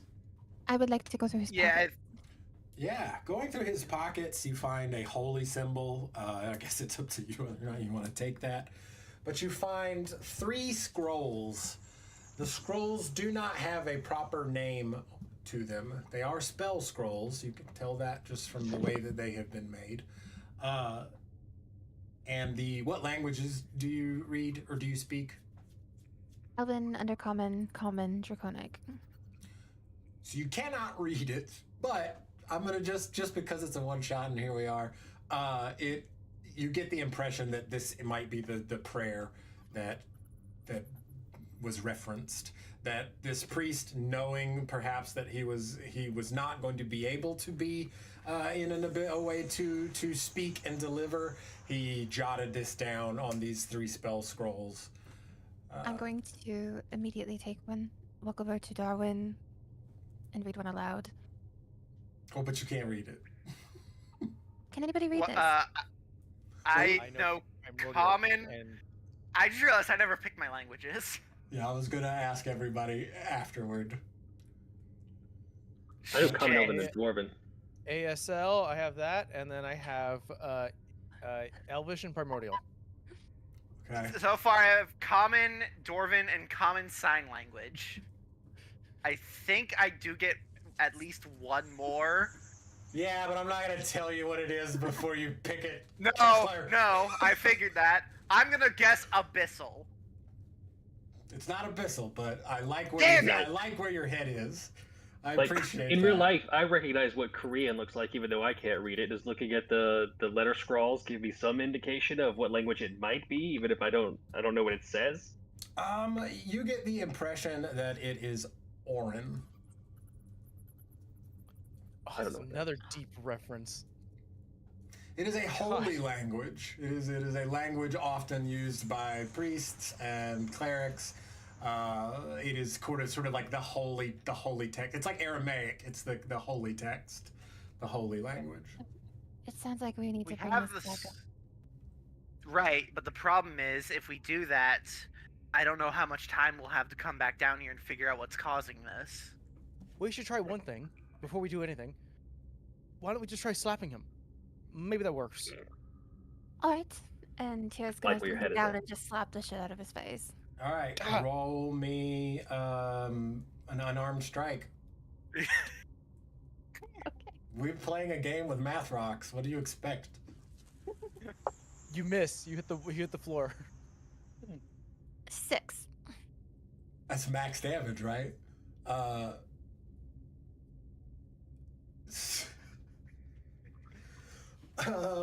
You're not. Or I could just cast create or destroy water and dump a bunch of water on him. Maybe that will wake him up. And maybe let's don't waterboard the priest who's not quite dead. So you slap him pretty. That's pretty hard. You slap him pretty hard. His body kind of slumps to the side, but he doesn't wake up. I love that you just slapped an unconscious breathing? priest. Is he breathing? He's in the same state as you found him, which is Okay, again good, like he's not dead. like deathless. So you can't. Again, he's not. It's in between life and death. Tira's not religious. It doesn't matter to her who she slaps. Well, It that probably did not work. shouldn't. Yeah.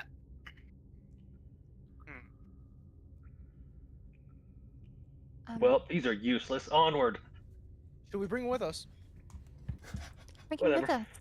us. I don't know if that's the best idea. No, probably not. Oh wait, you mean the papers or the priest? The The papers, priest. absolutely. Oh, Oh yeah, are we grabbing the other two? Yes, they're in we're mine. yes. I've taken them. I guess he's safe here. He's been safe here for as long as he has Yeah, been, so might as well just keep him here. You have been looking at his body now for a minute. He doesn't seem to have any of the spores on him for some reason. So I don't like I the think look it's of that. safe to say he will be okay if we head down, stop whatever's causing all this, and then we can pick him up on our way back. You're the seniors. Except for you, Crawler. Claude.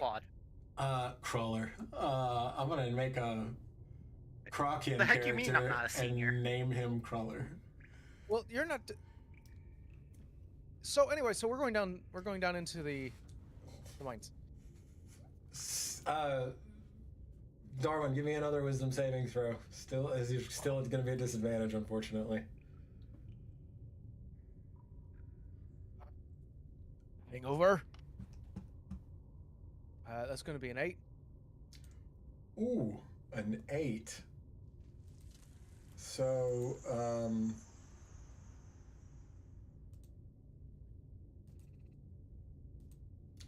that body laying there, unconscious, whatever, is definitely like has a draw to it. A draw that you probably haven't really sensed before, because this is might be the first opportunity that you've really been in this state. You can smell it, can't you? And he's breathing heavily, and he's closing his eyes, sort of feeling the thrum behind the eye. And he's Owen? like, just taking the edge off. It will make you stronger. It'll make you faster. It'll make you more perceptive. You have such potential. I think he unconsciously just sort of steps closer to the body, just stands there. I'm still going to sort of- stand in between them.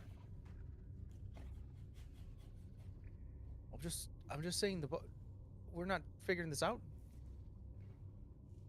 Darwin, something's off. She will make you very strong.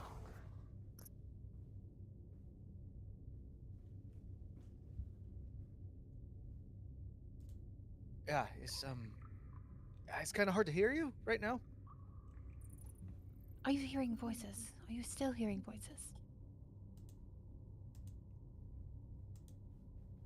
I start to survey the party a little bit, and I'm in such a predicament because Tira's right next to me. I know that 6 is considered sort of the meaty person, a little bit more of a beefy person. There's a lot more flesh there. Indeed. And then That bod? Claude is I've been honing at least the hunger towards more of like raw seafood, and I looked at Claude and I'm like, God damn, man. I think because of the confusion that's happening, I think I will elect to. I think I will be open with the party. I think I'll be very open, and go. All right. I think we need to get moving quick because I'm hearing a lot of things right now, and. Okay. I eat a lot of raw fish. It's because of the flesh is it's the only thing that's sort of satiating a bit of the thrum. And I've got no fish on me right now.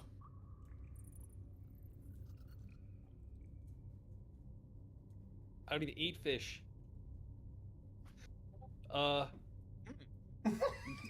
Maybe we just move forward. I'm going to look around the campsite here. Is there any food? No, not here. Maybe back in town, but you gotta also remember the communication was cut off with this town for a while, and given the state of things, there wouldn't be any food in the mines.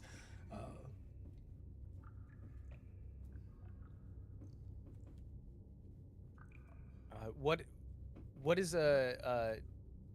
Darwin able to do right? Is he stuck in the moment until he makes action, or is I mean, make a decision whether or not you're gonna stay with make them leave and stay with the body, or okay, that's where my mind. Okay, that's where Darwin's head is at right now. Or Darwin makes the decision to leave, because we're not quite at the end of the Yeah. I think if that's the case, I think if we have to leave now, I think Darwin's like, I can't stand around this guy. I don't think he's safe from me, so we got to keep moving. Because if we stand here any longer, it's going to be a lot harder to silence.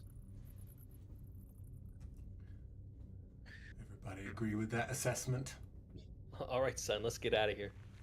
So, moving back into the tunnels, Darwin now has kind of an extra sense perception of where this force is emanating from, and it takes you a little while, and you are bobbing and weaving and going around corners and turns and things, and after a short time you hear down one of these corridors a very loud buzzing.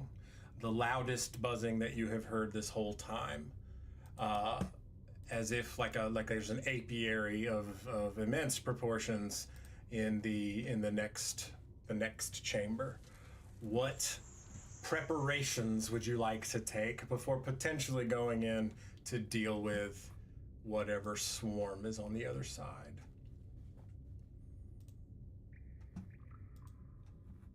Drink another potion of healing. I think you said if you spend an action or you spend your time on it, you can get the full. Yeah, you can go ahead and get the full effect. Yeah, because we're not in combat. Doing that now. What's around us? In this immediate tunnel, you've got there is so two of these tunnels kind of go off to the side, and I will just tell you because you do have something of a map, even though it doesn't really have the mines on it, but whatever. That these kind of all lead to a central chamber, the one that is been part of the new cut, and there are two that lead up one side and one that goes down, and then there is a little storage area with a mine cart, like a wheelbarrow kind of thing, couple of mining helmets, and some picks and shovels. All right, I'm thinking minecart plus explosives. We just roll it into the room. If it's as bad as it sounds, one spark and we just run. That's fucking brilliant. That could work. And we know exactly what's in there before we do that. Can We we don't get have an to- eye in there? Okay, that's a great question. Let me Sure. go and Yeah, check it let out, us- and I'll be right back. Absolutely. All right, Just tell us where to push the cart. give me a sneak check. I'm guessing that's what you're doing. You're sneaking closer. We'll put it together while you're gone. Claude just opens up his bag full and just starts dumping out all the dynamite into the minecart. Like, da-da-da-da-da-da-da-da-da. 22. Yeah, so you're able to sneak around this corner and it kind of goes down, and you can see that it does open up into a fairly large area. Because we're getting closer to the climax here, I'm not gonna make you roll for every little thing. On the ground in the immediate vicinity in this tunnel, you notice some discarded pieces of armor, a weapon maybe, a backpack, a bow. And then at the center of this room is, we can peek at Roll20, a mass of these insects. Oh.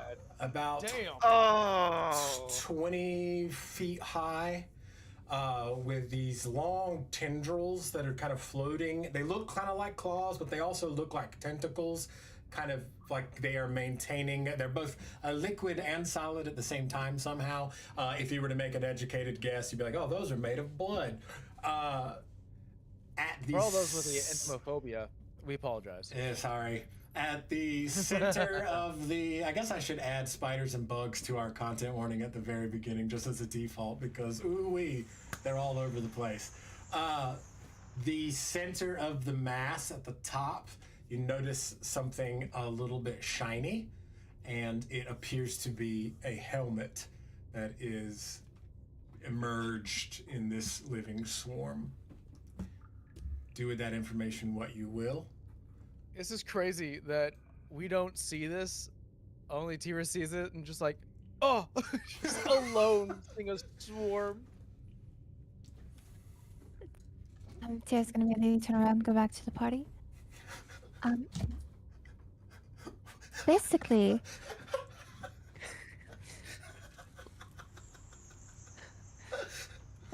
explode it.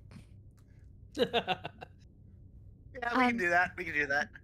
Everything we've seen so far, this is about 20,000 times worse. So let's get rid of it as quickly as possible, before it kills everyone. Okay. Okay. All right. Let's go blow up a let's blow up a thing. We're gonna blow up a thing. We're gonna try and blow up a thing. Love it. Anyone got fire? Right? This I have a this, backpack. this I've battle got. I think I have a torch in my backpack. this battle This map is is a the- lot easier to differentiate things because I wised up to my lighting scheme. Whoa. So I this think- This looks gorgeous. thank you. That is really nice. So you all will obviously be coming in on this down. What's really interesting is I was like, I should build this on a downward slope, but it just didn't. The way the shadows were didn't work. So I was like, I'm gonna raise everything up actually. So the elevation on this is opposite of what it should be, but I think it looks really good. So you have your dynamite cart. Yes. Yes. We gotta push this thing up. And at the center, so now all of you can see the big nasty. Sorry. And I'm going to drop back over here. There we go. And because I am a sucker for dramatics,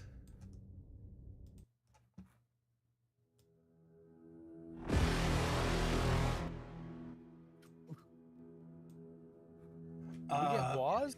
yeah, right? Boss battle.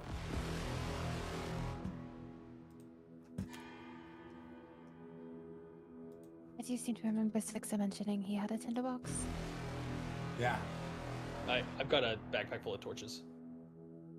Okay. Yeah. Make it happen. All right, so here's here's how we'll start this off with a bang, literally.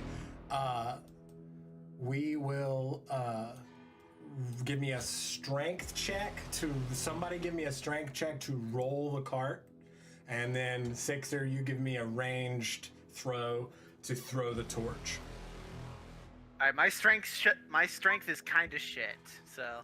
Yeah, I Should we can- not throw the Not torch me. until the cart is in place? Because if it just moves 5 feet and you throw the torch, that's it. So if you once the car is in there, that's when combat will start. So initiatives will happen. So you'll get this one surprise round. Got it. Okay. Who's got good? Did we re-roll? No, I don't think so. Did we? I will push the cart. I rolled a 16 to do that. 16 is good enough. Oh yeah. Yeah, we'll say that the cart, it lands about, right, let's see, we got 5, 10, 15, 20, 25. It's about here.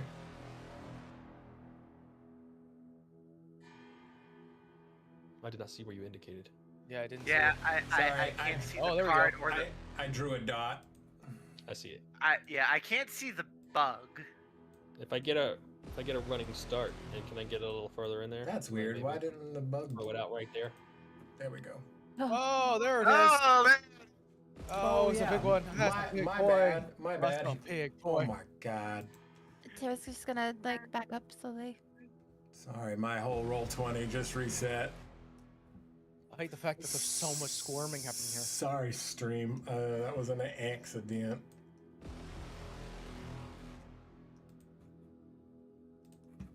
Yes, there's lots of squirming and writhing. Crap. Roll 20 is frustrating. Oh, I do have a tinderbox. We have torches. This will work. Yeah, most everybody has that. I think most classes have tinderbox and torches. Like I think that is like your default equipment. In the whatever pack your character chooses, a Dungeoneer's pack or an Explorer's pack or whatever.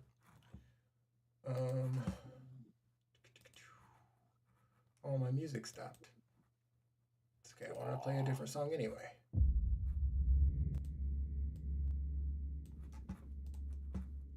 Yeah, give me your dexterity roll to see how easily you chuck this torch in there. You are really close, so and the explosion is going to be sizable.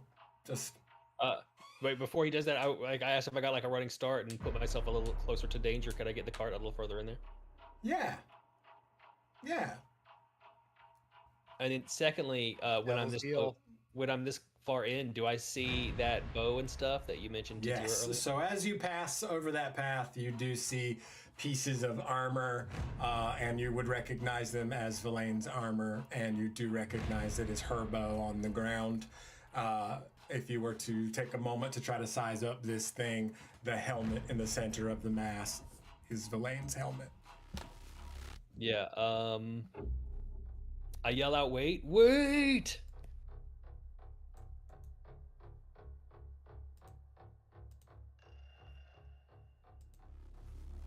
That's just in case anybody wanted to see the artwork in all its glory. I'm gonna get rid of it now because it's in my way. All right. So when you run out and yell "wait," the swarm does react, and it sort of undulates. You see this sort of murmuration in its body, and these tendrils sort of expanding as it narrows it. You can't really see any eyes in there, but you do get the impression that whatever is in the center of this mass is looking at you.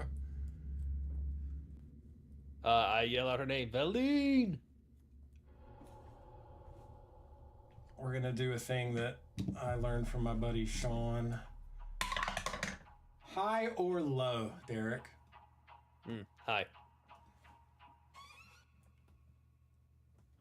There is a pause in the murmurations, and they move. The insects move a little bit, and you can make out the hive husk form of Villain.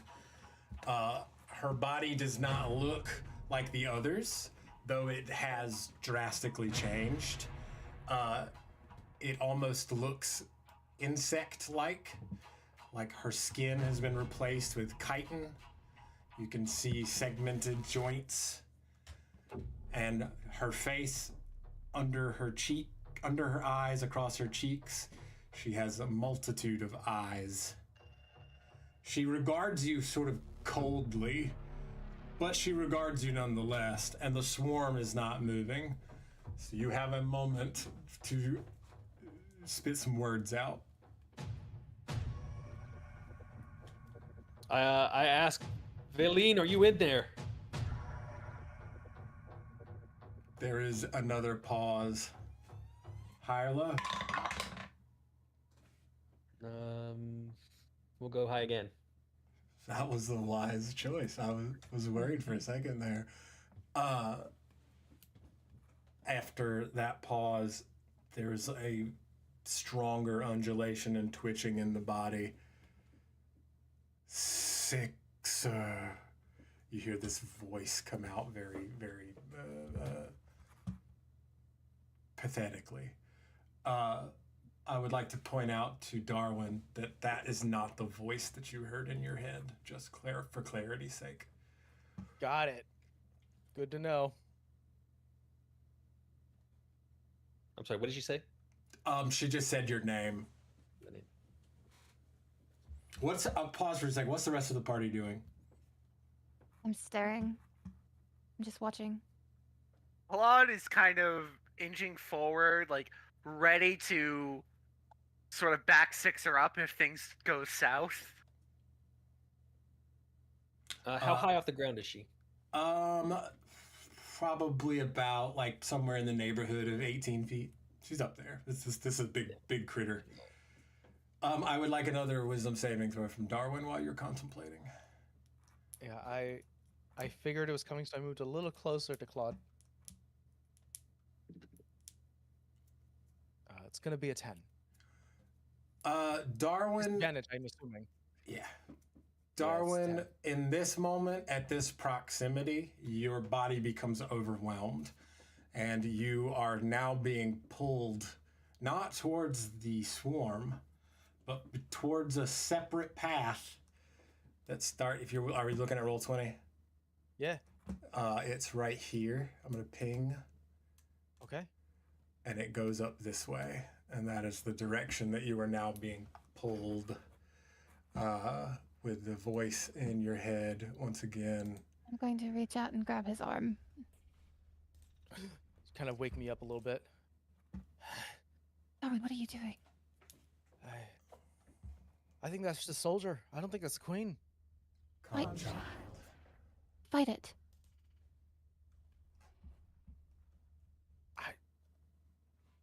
I don't know that you can in this instant, but in another Yeah, minute you might be able to.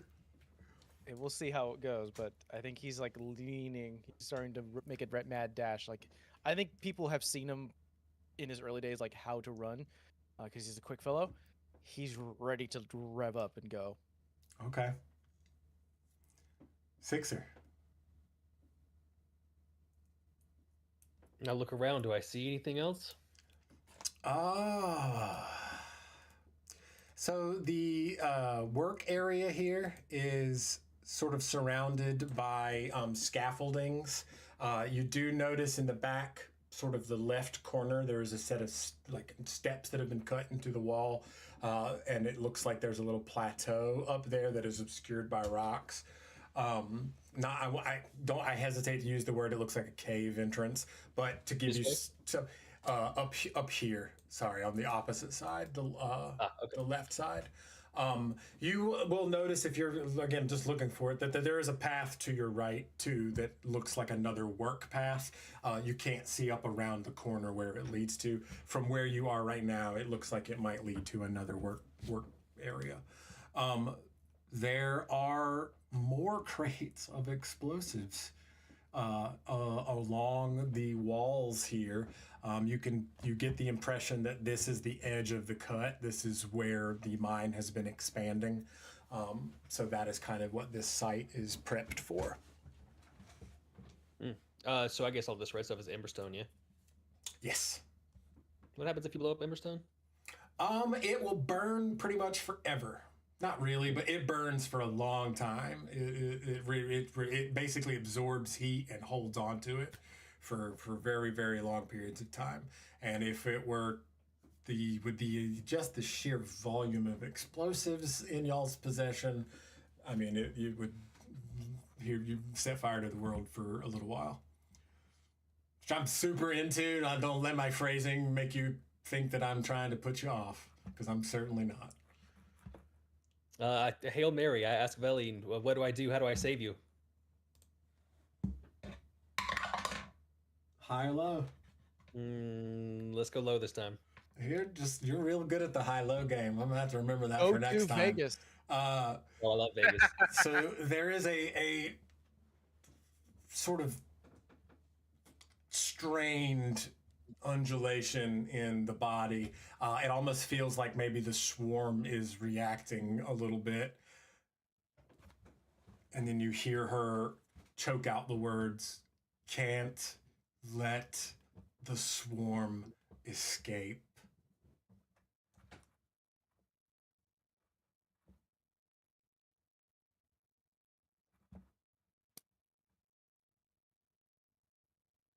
If we set off this big wheelbarrow of explosives, it's probably gonna annihilate everything, right? Oh, do you want talk amongst yourselves? Let me actually do a little bit of D&D mathing real fast. I would say that yes, that is a safe assumption, but I want to know what the actual number is, just out of morbid fascination, really. Might cook ourselves? Is that we're kind of assuming this at this point, talking amongst the crew. Yeah.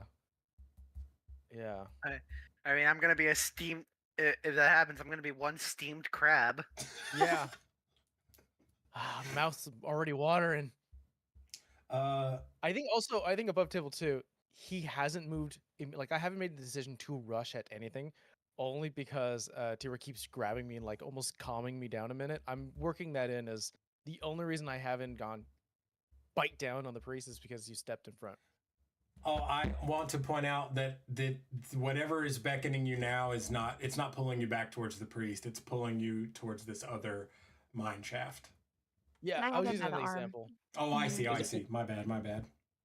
And Darwin is being pulled to the right, or he's being pulled to the top left in that same Sort of direction. like that top you- right. He's being pulled to the right, towards that path that you noticed.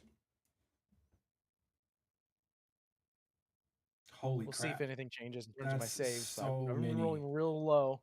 I have. No, that's about what I expected. What does that mean? it's- Yeah. He just Yes. has he has a text box that just says death, and he's like, "That's what I expected." I'm totally gonna turn that into a shirt. A notebook or notepad window with the text. Death. my session prep is done. So yeah, just for math, just because for the numbers, 1 stick of dynamite in D&D is 7d6 fire damage in a 20-foot Oh. radius. I put in 30. I know.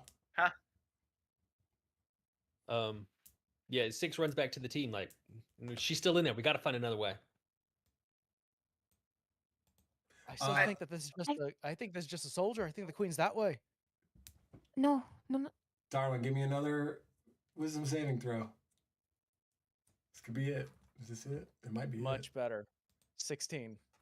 You are able to resist the pull of whatever it is that's pulling you down there. I think the incisors start to shrink a little bit. I think the wide, sort of shaky eyes start to slowly calm down. I think definitely sort of the sweating starts to stop. Oh, finally it's quiet. Do I notice this happening with Darwin? Give me a perception check, I guess. How? Because there's a lot going on here. All right. At this point, I have to inform the That's party. What did you roll? It's That the 7. No, 7. you can't tell. That the swarm is starting to behave contrary to whatever Villain is doing. Okay, so we need to act now. Either we can blow up the swarm, or we can go see what the heck Darwin's talking about, seeing about the queen being over that way. I draw my sword and shield and I say, the queen's that way, and I lead the charge. So you're running down the tunnel? I'm running down the Uh-oh. tunnel. Sweet. Okay, so what are you? What? All right. I'm not trying to. All right. Are, all all, right. are all of you just being like, fuck the bugs and going down the tunnel? If I, he calls like, if I die, I'm going to kill you, and just start running after him. Darwin, are you going too? I see everyone start to run. I go, uh-oh, did I make a mistake? Fucking make a mistake, didn't I? And I just start to rush after the party. I go, fuck. But I have a lot of respect for Sixers, so I follow. Begrudgingly, but I follow. So at the base, so you follow this path actually leads up a little bit. You can hear the sounds of Verlaine within that mass struggling to keep that swarm from breaking off to follow you.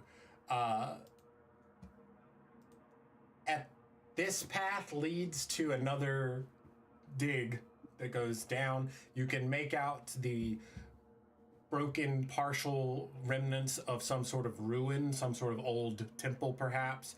Very, very ancient, very, very worn, not really any discerning characteristics or figures. But embedded in the wall is this. Uh-oh, we found the temple. Oh, that is the Sanguine Star. Wait, what was it? I thought it wasn't supposed to be an actual object. A crystalline star that appears to be made out of petrified, like it looks like amber, but the amber is blood red. And it glows with a light, like kind of like a palantir, like there's a strange a light inside of it. It is embedded in the wall. Now that all of you have eyes on it, I need all of you to make a wisdom saving throw. Boy! Still a disadvantage? Yes, because of the boogies, the boogans in your blood. You got boogin blood. Well, not boogin blood. That is 17. a solid 15. I got a 20. Okay. 5.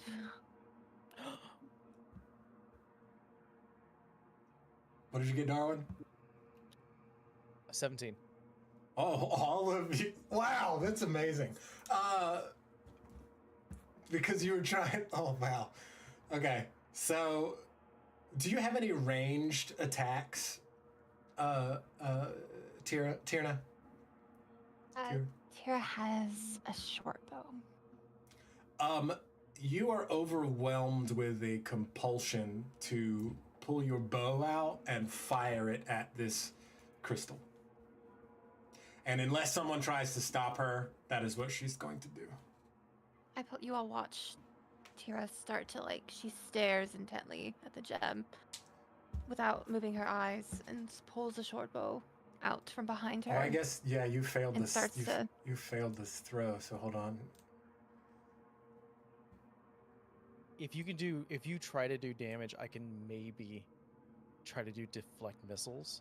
Like step in front and try to grab the arrow before it fully meets its target. Freedom, freedom, freedom, freedom, freedom, freedom. Oh, there it is. That's the thing. That's the problem.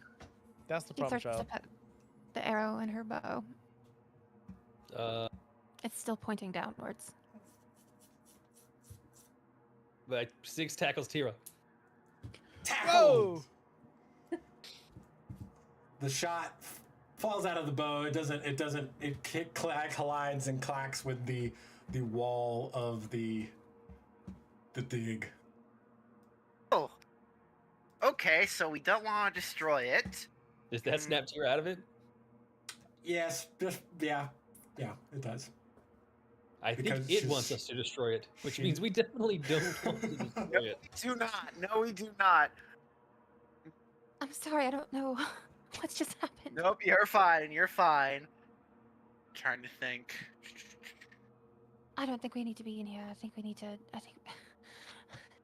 I need to get away from that thing. Yeah, You I would do- say that yeah, if you fail the save, it definitely gives you a very unnerved, uneasy feeling. Something primordial, something ancient and ugly. I need to get away from this. Tira's just gonna turn around and walk out of the cave. So you walk back down to where the queen is, or the hive is, the swarm. Jesus, Michael. Sorry. I'm gonna start walking in that direction. Yes. Okay. We're like over here right now currently. Yeah, we're like up here. Yeah. And this sort of hive collective has not really like, it's been watching us and not really interested in like attacking immediately. It wasn't before y'all went up there. You got the sense that was a losing struggle that Villain was having from within the swarm.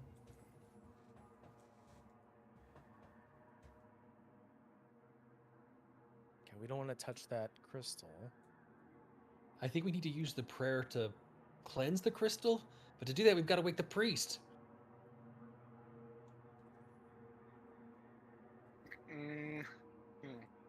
I love yes anding, so I'm open to lots of ideas. There's, Could Darwin walk on the walls and Frog climb his way over to like this tent? Is there? Yes, because that's how would you be able to tell that from the way this map looks? That yes, you can do that. Just like a full-on like a tree frog. Just Yeah. So this is also this is a tent that belonged to it looks like another standard issue guild tent. But looking inside, there are some supplies from the town, including a pretty particular looking mage's staff. What's Darwin's arcana knowledge like? Does he have much experience with the magic? I hold the staff. I found an important stick. It looks important. Frog climb back over.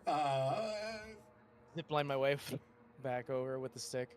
I don't know. It's a full staff. I'm like, looks very nice. Looks expensive. Absolutely looks fucking expensive. Sixer, you will recognize this artifact. It is a hither-thither staff. Awesome. I tell the group this staff lets you make portals. Oh, okay. Should we have this discussion in front of the crystal? I feel like it's hearing us.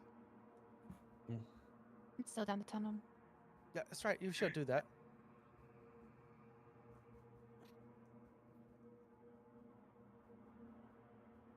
What are we gonna do with this?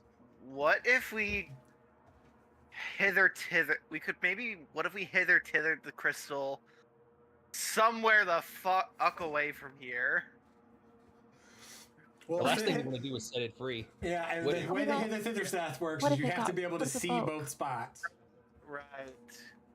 We don't want to throw it into a wall or something No. similar. What if we... No, because we don't want to destroy it, right? You don't want to destroy it. That is definitely I would say that you all feel confident in that assessment because it wants to be broken. I wonder if we bring it into the church. They already have a thing that's currently going on with that. Or back to the point, if we can get this fucking priest awake, we can get him to cleanse it. I think the priest is the best idea because I don't believe elongated Yeah. exposure to the crystal is good for any Yeah. of us. If you guys, Okay. right, we want to take. We definitely. What if we put a portal? Do we have to? Is there like a set distance we have to put two portals? We have between the two portals. So that is a topic of much debate. I'm gonna say, just for the sake of the one shot, no. Like it has to be spot that you can see. You need to be able to see it. You can go blunk. All right, it's there.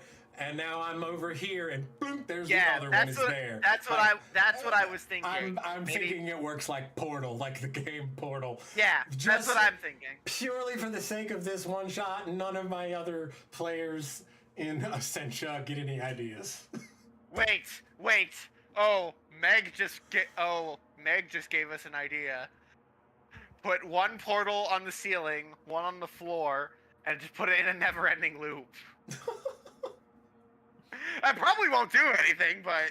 Well, eventually the portals close. They don't stay open like forever. Yeah, it's different from Portal in that regard. Yeah, okay. So let's put one portal here, and we run back, grab the priest, head back to the church, wake him up, put the other portal in the temple. It's like, okay, priest, Cleanse the crystal. Pour. Here. Oh.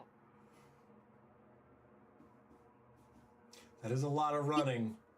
That is a lot of running. Did we try splashing water in the priest's face? I'm gonna say that you all have enough experience with the Arcana at this point to think that that's probably not gonna work. I did slap the shit out of him. Never mind. Has anyone got a dispel thing at all? I'm not mastered in the arcane arts. I'm sorry. Boy, we are certainly fine. we are some of the arcane folk, which is all about hidden. Myself included. Shit. Sixer, any ideas? Yeah. No. Better. What if I picked it up with my metal claw? Would that affect me? Since it's not touching me. Pick what up with the metal claw? Sorry. The star. Sure, yeah, you can grab it with the metal claw. Okay, I'm going to stay far behind you. You guys are gonna go get the priest, and I will meet you there. Because I'm not a cruel jackass, I'm only somewhat a cruel jackass. Touching the crystal is not going to negatively affect you.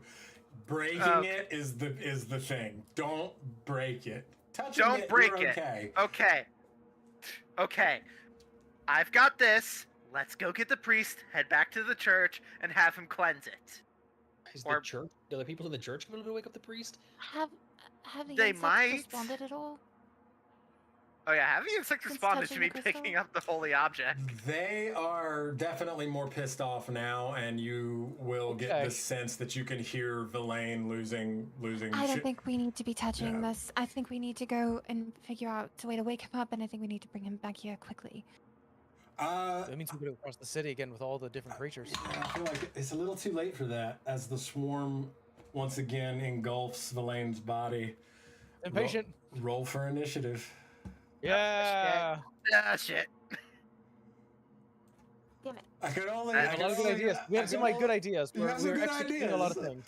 We're brainstorming all workshops. All workshops. All workshops. That's gonna be a 15 from me. How can I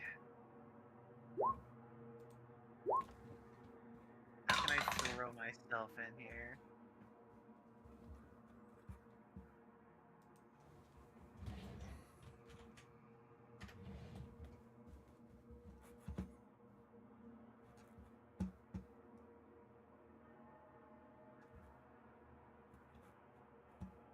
I'll just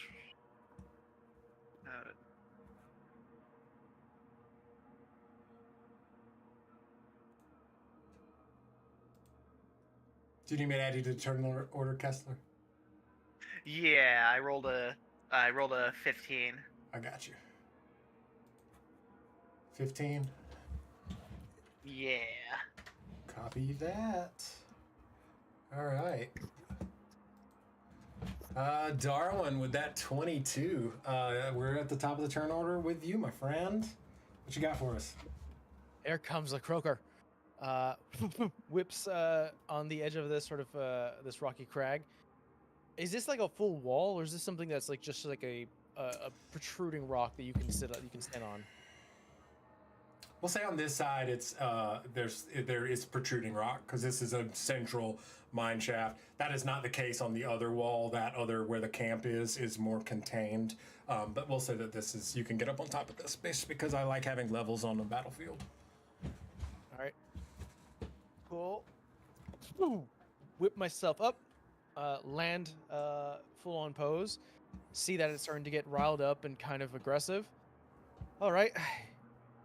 We need the advantage. Slow you down. Clicks both the gauntlets and release a huge spray of this sort of oozling sort of whatever's inside his canisters. I'm reflavoring his gauntlets to be part of the Wand of Web, one of his magic items that he took, and he's going to release a 20-foot cubed area, just creating this big, thick, like nasty, thick, sticky point of webbing. And I will... A 20-foot cube? 20-foot cube. So, You can draw it on Just there a- if you want to. Yeah. Yeah, and I'll move it right now. Sweet. Just like that. Perfect. And that's Dex. A Dex save. Yes, let me go back to that. So that is going to be the web spell. Yeah, be Dex save, please. That is a fail. With a 6. My queen is not impressing me with the... My whatever swarm queen is not impressing me with the dice rolls So either. with a failed, let's see here, the creature... Each creature that starts its turn. Okay, so it only happens when it starts its turn here. So if you wanted to apply that on the beginning of its turn, that's great. But essentially, when it fails, it is restrained. Gotcha. So because of this way the space is, and because of how big this thing is, we're going to say that it's just right, and it goes right after you. So Oh, that's true. that yeah. it's just restrained. So it is And then as a bonus restrained. action- It is restrained, Okay. and as a bonus action, he's just gonna take a drink of his potion of advantage. Nice. And that'll be his Alright. turn. And for restrained, that's a strength check. Correct. What's your DC? Right. The wand of web is a DC of 15. Well, that is a dirty 20. So, we'll, as these blood tendrils, we'll say that you see these like sort of bubbles in the web sort of pop, and these blood tendrils burst out, and kind of all of the swarm's attention is on getting these webs off of itself. And if it moves, it is difficult terrain. It is not going to move just yet. How far away are you? Sorry. Yeah, 35. So as it is thrashing around, getting away from these webs, the swarm itself is kind of sticking to that central column. You can make out at the bottom of it where presumably Verlaine's legs would be pointed. There is like a secreted, almost like the root of a wasp nest down on the ground. So you get the impression that Verlaine's body is actually stuck there, and that the swarm is kind of moving it around like this. And you hear that buzzing, and the area in the immediate vicinity, which you are just within the 30-foot mark, fills with the miasma. Give me a con save. Okay, I'm gonna do so with advantage because of the potion of advantage. Love that. Needed it. That's gonna be a 21. A 21 will save. You're good. And you don't do half. I don't do half damage for this one, so you're good.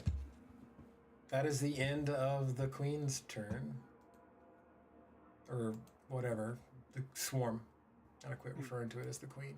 I named it Brood Queen in my files. That's why it's like that. Claude. Okay, let's see. Claude is gonna first. He's gonna move. Do 30. Let me make sure I know where I'm going. Okay. 1, 2, 3, 4. It's gonna move down here. And then since the end of the queen is since the swarm, how far away is the swarm? Because I might have a stupid idea.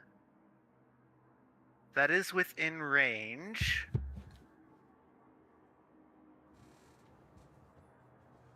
No, oh no, wait, no. Bloodweed Eve only works on a humanoid. I don't think it's gonna work on the swarm. Probably not. Her body has been severely mutated. Yeah, never mind that. Endo Leech is not gonna work, because I'd need to be touching, and I don't think I should bring the Sanguine Star close to the swarm. That might be a bad thing. Probably. So, probably. So what I'm gonna do is... Ooh, actually...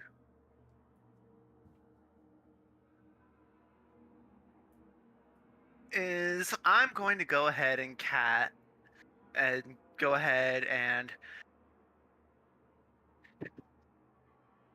I'm going to go ahead and use a 3rd level spell slot to cast Magic Missile, and my Elemental Affinity upcasts that to 4th level, so that's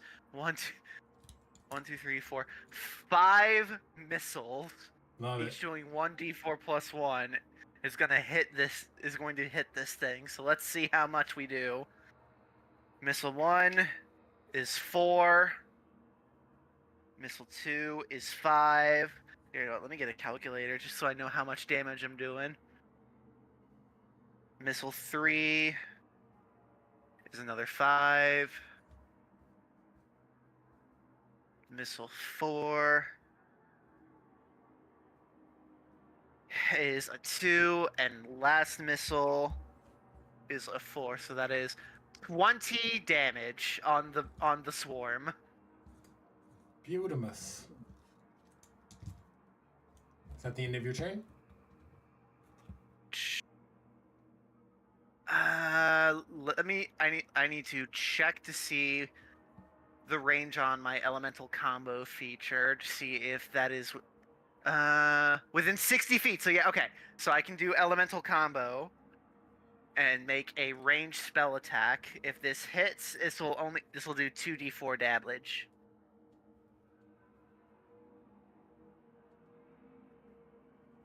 Does a 24 hit? 24 hits.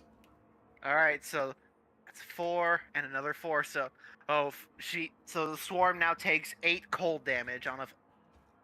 Sweet. You see a handful of the bugs freeze and fall out of the air. That is all I can do. All right. Thera. Right. Glass hammer. Or glass cannon over here. At this point, Tira's going to shadow step. That's her bonus action. Okay.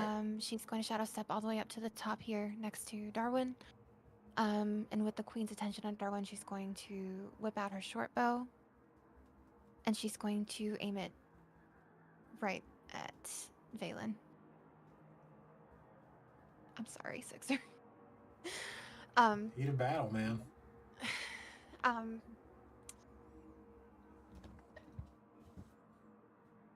That's a 22 to hit. 22 will hit.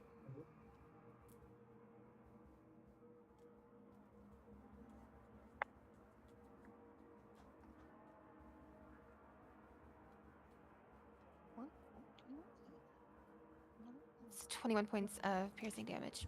Wowzers. That is a big hit. Oh. Nice.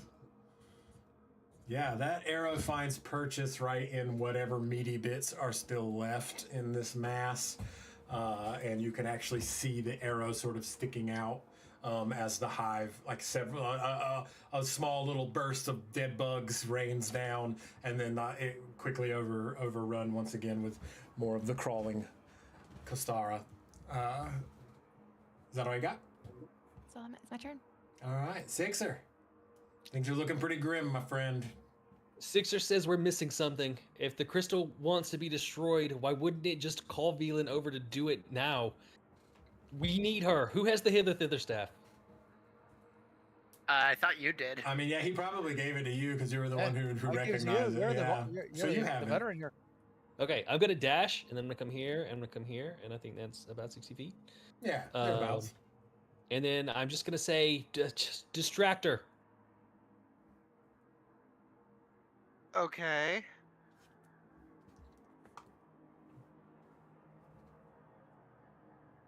Yeah, because what I want to do, I can't do it till next turn. Okay, so you're holding your action, kind of? Well, use the action to dash. Oh, yeah, my bad. Well, yeah. You know what? I use my action to dash, which just gives me twice my movement speed. So I used my action to dash, and then I used my 60 feet to move. So I don't have anything to do left. Yeah, I need to wait until next turn. Stall. Okay. Back to the top of the pops, Darwin. I look over to Tira and go, Never really thank you for once again for saving my life. All right, hopefully this is not stupid. Whip two ends. Pull back. I'm gonna cause a distraction. Boom, and whip myself, and I will cast Zephyr Strike to get double the movement again. And with full-on 90 feet of movement, if need be, I'm just gonna reflavor this with the boots of spring and spriting. Just full-on Spider-Man, the Marvel game, just like PlayStation Marvel game. Just take a full leap and fly over this creature. Yeah. Just, and while I'm starting to fall, I'll take 2 strikes. Love that. Roll that up.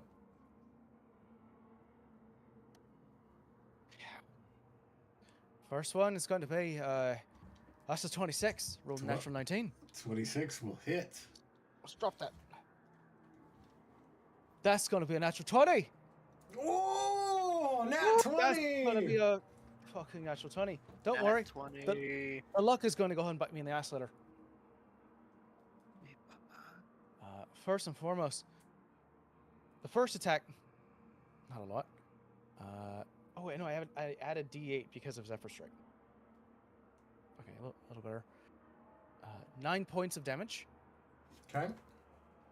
Going down. Because of Crusher, because I got a critical attack and I'm using something that's bludgeoning, all attacks on this creature now have advantage until the end of my next turn. Whoa, that's a neat trick. That's for everyone. This says here, when you score a critical hit that deals bludgeoning damage to a creature, attack rolls against that creature are made with advantage until the end of your next turn, or until the start of your next turn, meaning that everyone here, if you attack, you have advantage. Love that. Amazing. Excellent. This is a boss fight, so... Hit, and while the second it hits, on my left arm, I just release all of the oozling sort of substance that I've been collecting, and it just full on coats this thing as I land. Nice. I don't think I did the critical damage. That should Nah, give me your give me your crit damage. 15 points. Beautiful.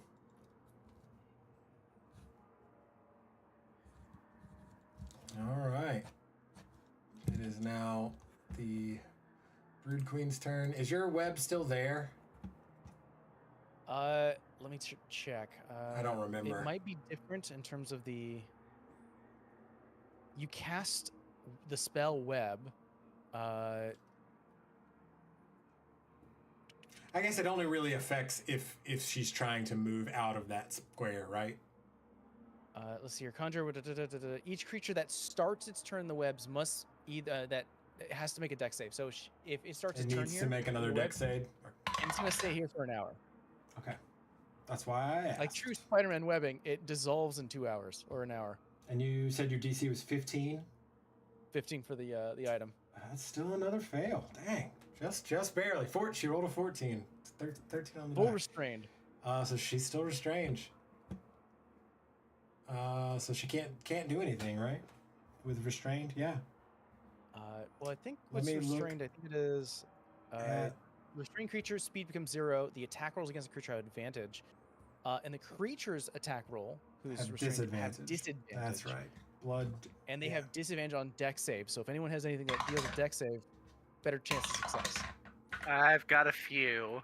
So it is going to lash out at you since you jumped out over it with I'm right next to it, yeah. with those blood tendrils, but with the disadvantage, it just completely whiffs over top. I call this froggy style.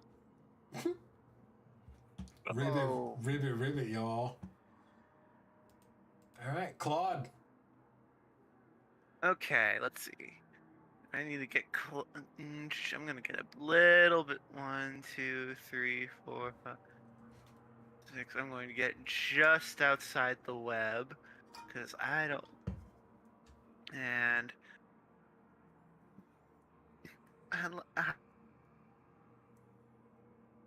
hi, Freddy. And let's do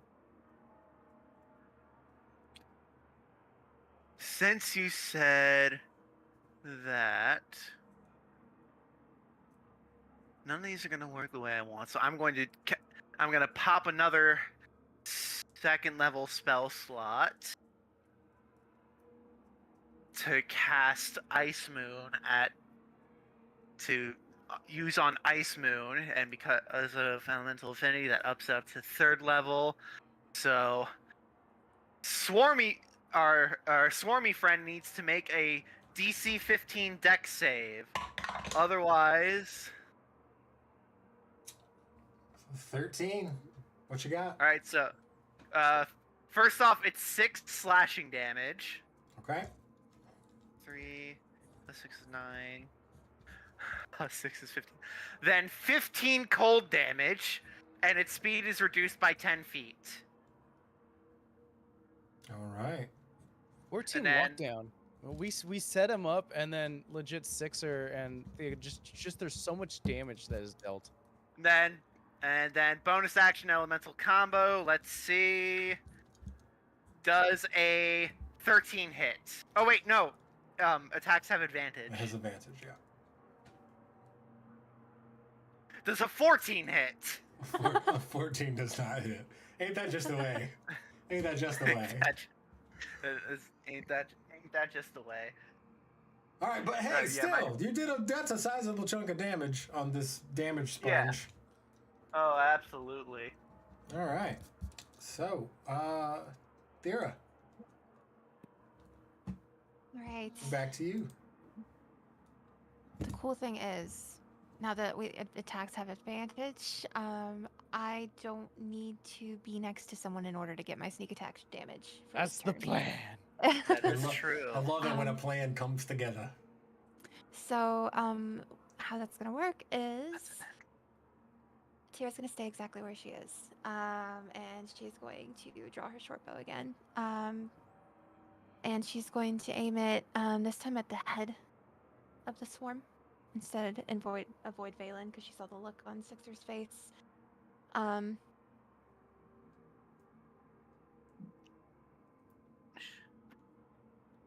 Not as good. 17 hit. That is just shy of the magic number. Okay. All right, but that's advantaged, so I guess I can roll Oh. more time. There you go. Oh, yeah. 18. Tie goes to the runner, yeah. Okay. All right. So Oh my god.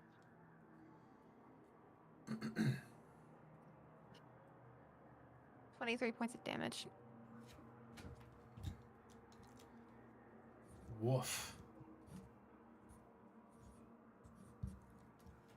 All right. Anything else? I'm going to use a feature that Okay. I have. It is called. I just learned these features today. Oh, give me just one moment.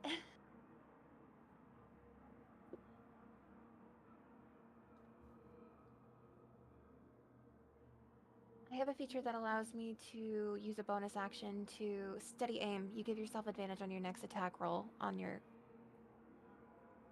current turn. I thought this was gonna be next turn, so that won't work for me. So never mind. Never mind. That's my turn. Excuse me. Hey, that's all right. You had advantage for this one, so save that for next time. No worries. Yeah. All right, Sixer. All right, Blaze of Glory. Here we go, Blaze boys. of Glory. I use my object interaction to create a hither-thither portal outlet, preferably over somewhere so that if you go through it and land out, you land on some embers. I'm assuming they're pretty hot. Are they hot all the time, or only when you cook them? I mean, they're not hot all the time. They are Well- like, there'll be like fluctuations of heat that move through them as sort of this like natural pulse. Okay, But it well- would still be uncomfortable. Bonus points if the outlet portal goes somewhere dangerous for bug people. Okay. And then I'm gonna create the inlet portal underneath the swarm of bugs. And as soon as I create that portal, I'm gonna drop everything and I'm gonna just sprint towards it. So here's what I'm thinking: she's 18 feet in the air, and I Okay. need to bring her down some. So as the The bugs are falling through the hither thither portal to the outlet. I am going to run and full body launch myself through the swarm with the goal of tackling Veline out the That's back. wild. Oh, I love this. Okay. Okay, that's cool. Let's figure out what we roll for it. I think another athletics. I think this is a very athletic thing that you're doing, right? Yeah. Right? What is the jury We think? flavor it that he jumps over the entire web. He's just like Oh, jumps yeah. on a box and just Can I don't specifically have a Battlemaster maneuver for this, but can I use a Battlemaster die? Yeah, absolutely. Go big or go home. We're here for a short time, not, or you know. Let's hit all the buttons.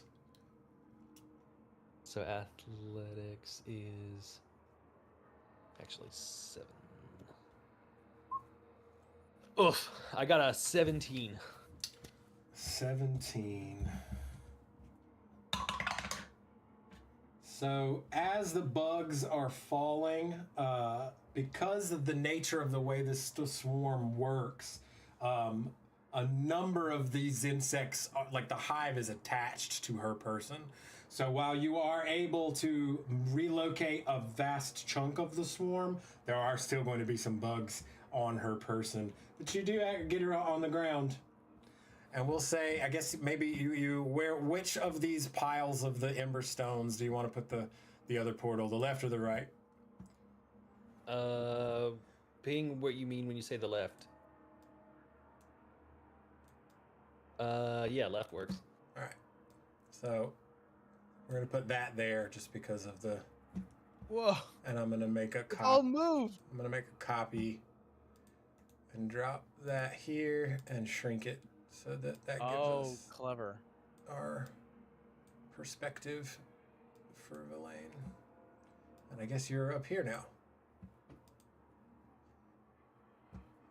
And then I will action surge and smash as many of the bugs that are still on her as I can. Okay. What did I guess you're not stomping on her, so this is maybe a little more delicate. Give me a dex. Do you have any dex-based attacks? I mean, I have a pretty decent dex. I'll do it. I got a crit. Nat 20. That's ridiculous. Holy Oh, shit. yeah. So you tackle her to the ground and notice that there are still some bugs present and are able to like smack those and crush those. After her body is left the swarm, though, she falls unconscious. You get the impression that the swarm, there was some symbiosis happening, but I won't delve too much into that. But you have successfully wrested her very severely changed body out of the hive. Darwin, we're back at the top of the turn order with you. Over here, these bugs have landed in some of these emberstones, and they are kind of freaking out, and there are murmurations whipping around. Some of them are trying to get away from the active emberstone. You maybe have a turn before the swarm tries to regroup and reform. What you got? I don't know if this is a good idea, but we'll see what happens. Are you guys all right with me? I'm gonna say above table doing something pretty wild and stupid. Get it. We are all about wild and stupid. Go for it. Could you tell me where exactly the enter portal is that you dropped, Sixer? I'm like right underneath Here? where, like right there, like right 2 squares in front of you. Okay. Right, Just more for or my own less. sake. Yeah, yeah, that's great.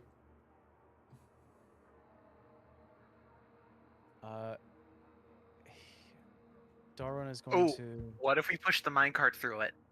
That's exactly my idea.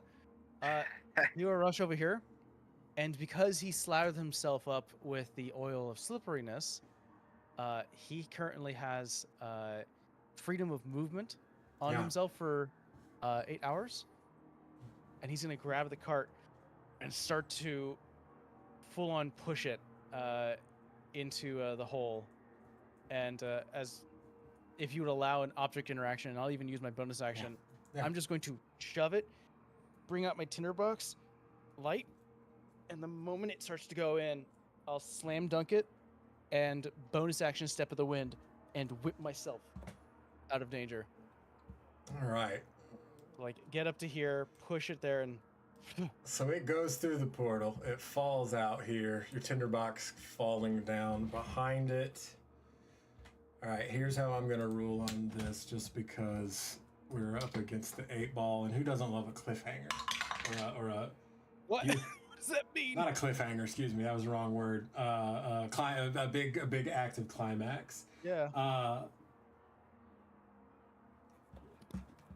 That as the wheelbarrow falls down into this mass of the bugs sort of dispersing around it, and but they stick in this clean general area.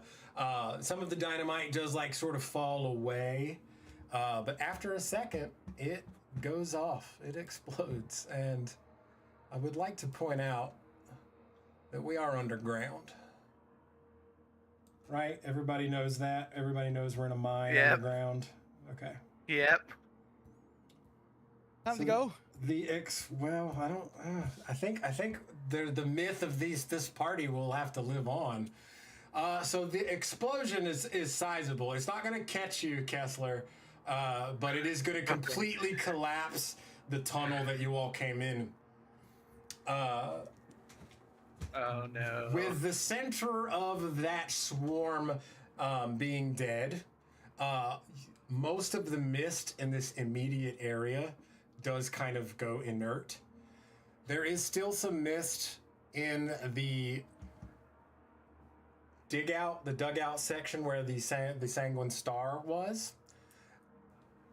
We'll say after the dust has settled, probably everybody gets knocked down.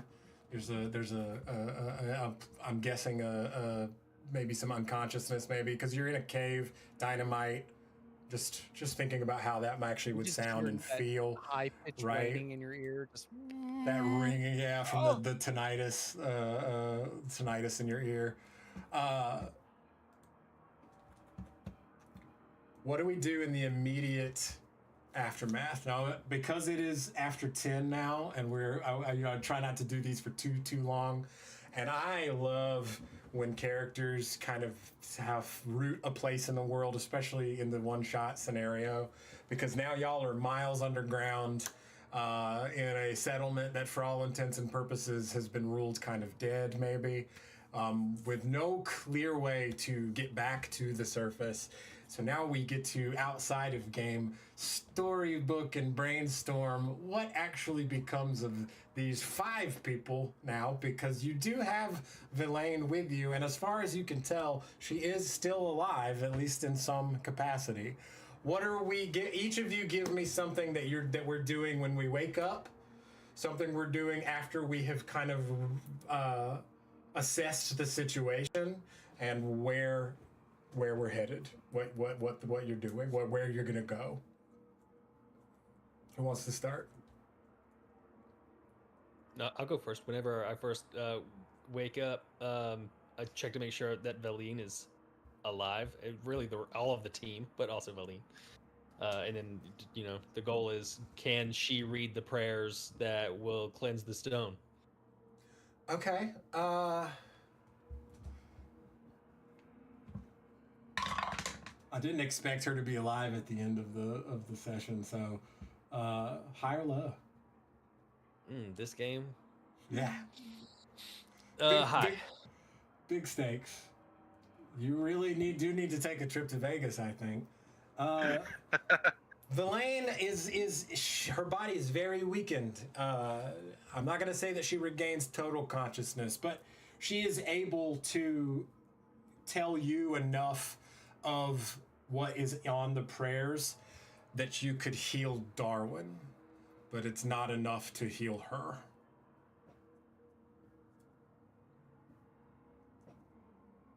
So Darwin, you are purged of that was going to be like the a big swarm. thing. I was like, if I'm not able to, I think statistically, the way I was rolling, I got really lucky in the last 2 wisdom saving throws, and the star is still here. The I star's think still there. if I was left to my own devices, eventually, as we figure things out, I think he would have succumbed to something.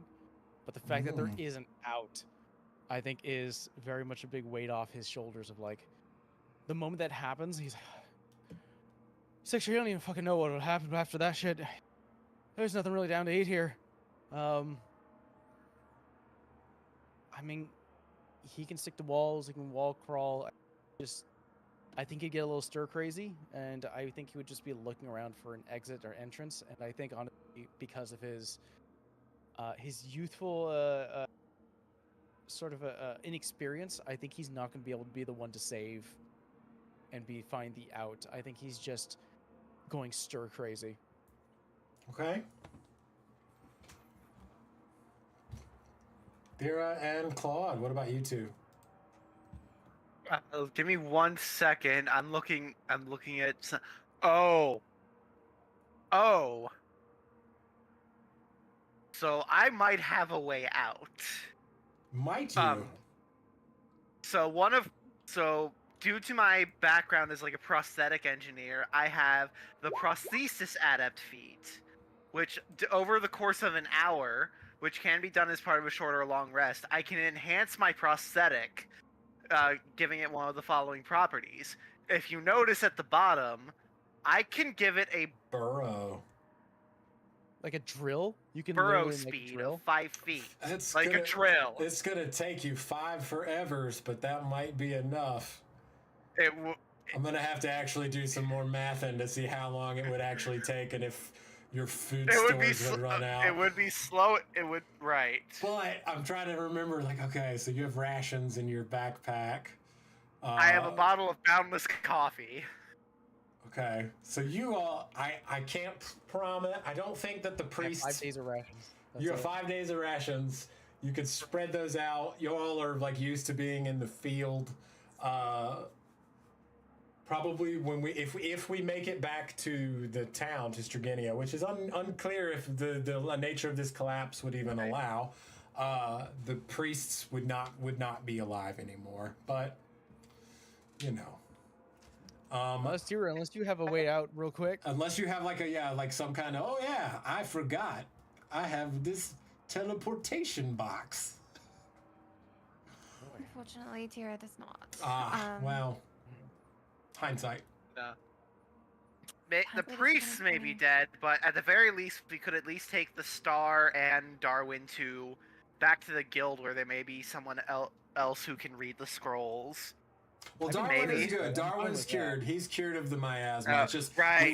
we didn't have enough understanding of the language to be able to do the full effect of the spell to use it on Villain. I'm thinking maybe someone in the guild would know at least maybe how to take care of the Star at least. For sure. We have a guild cleric. Yes, well, one of the addendums in the missive, I didn't read over all of the minutia, was to bring any artifacts, any of particular note back to the guild. The guild does have a bit of know-how in terms of concealing, disenchanting, things like that. They have like a Men in Black style vault. Honestly, Kessler, you're closer to the truth than you are further from it.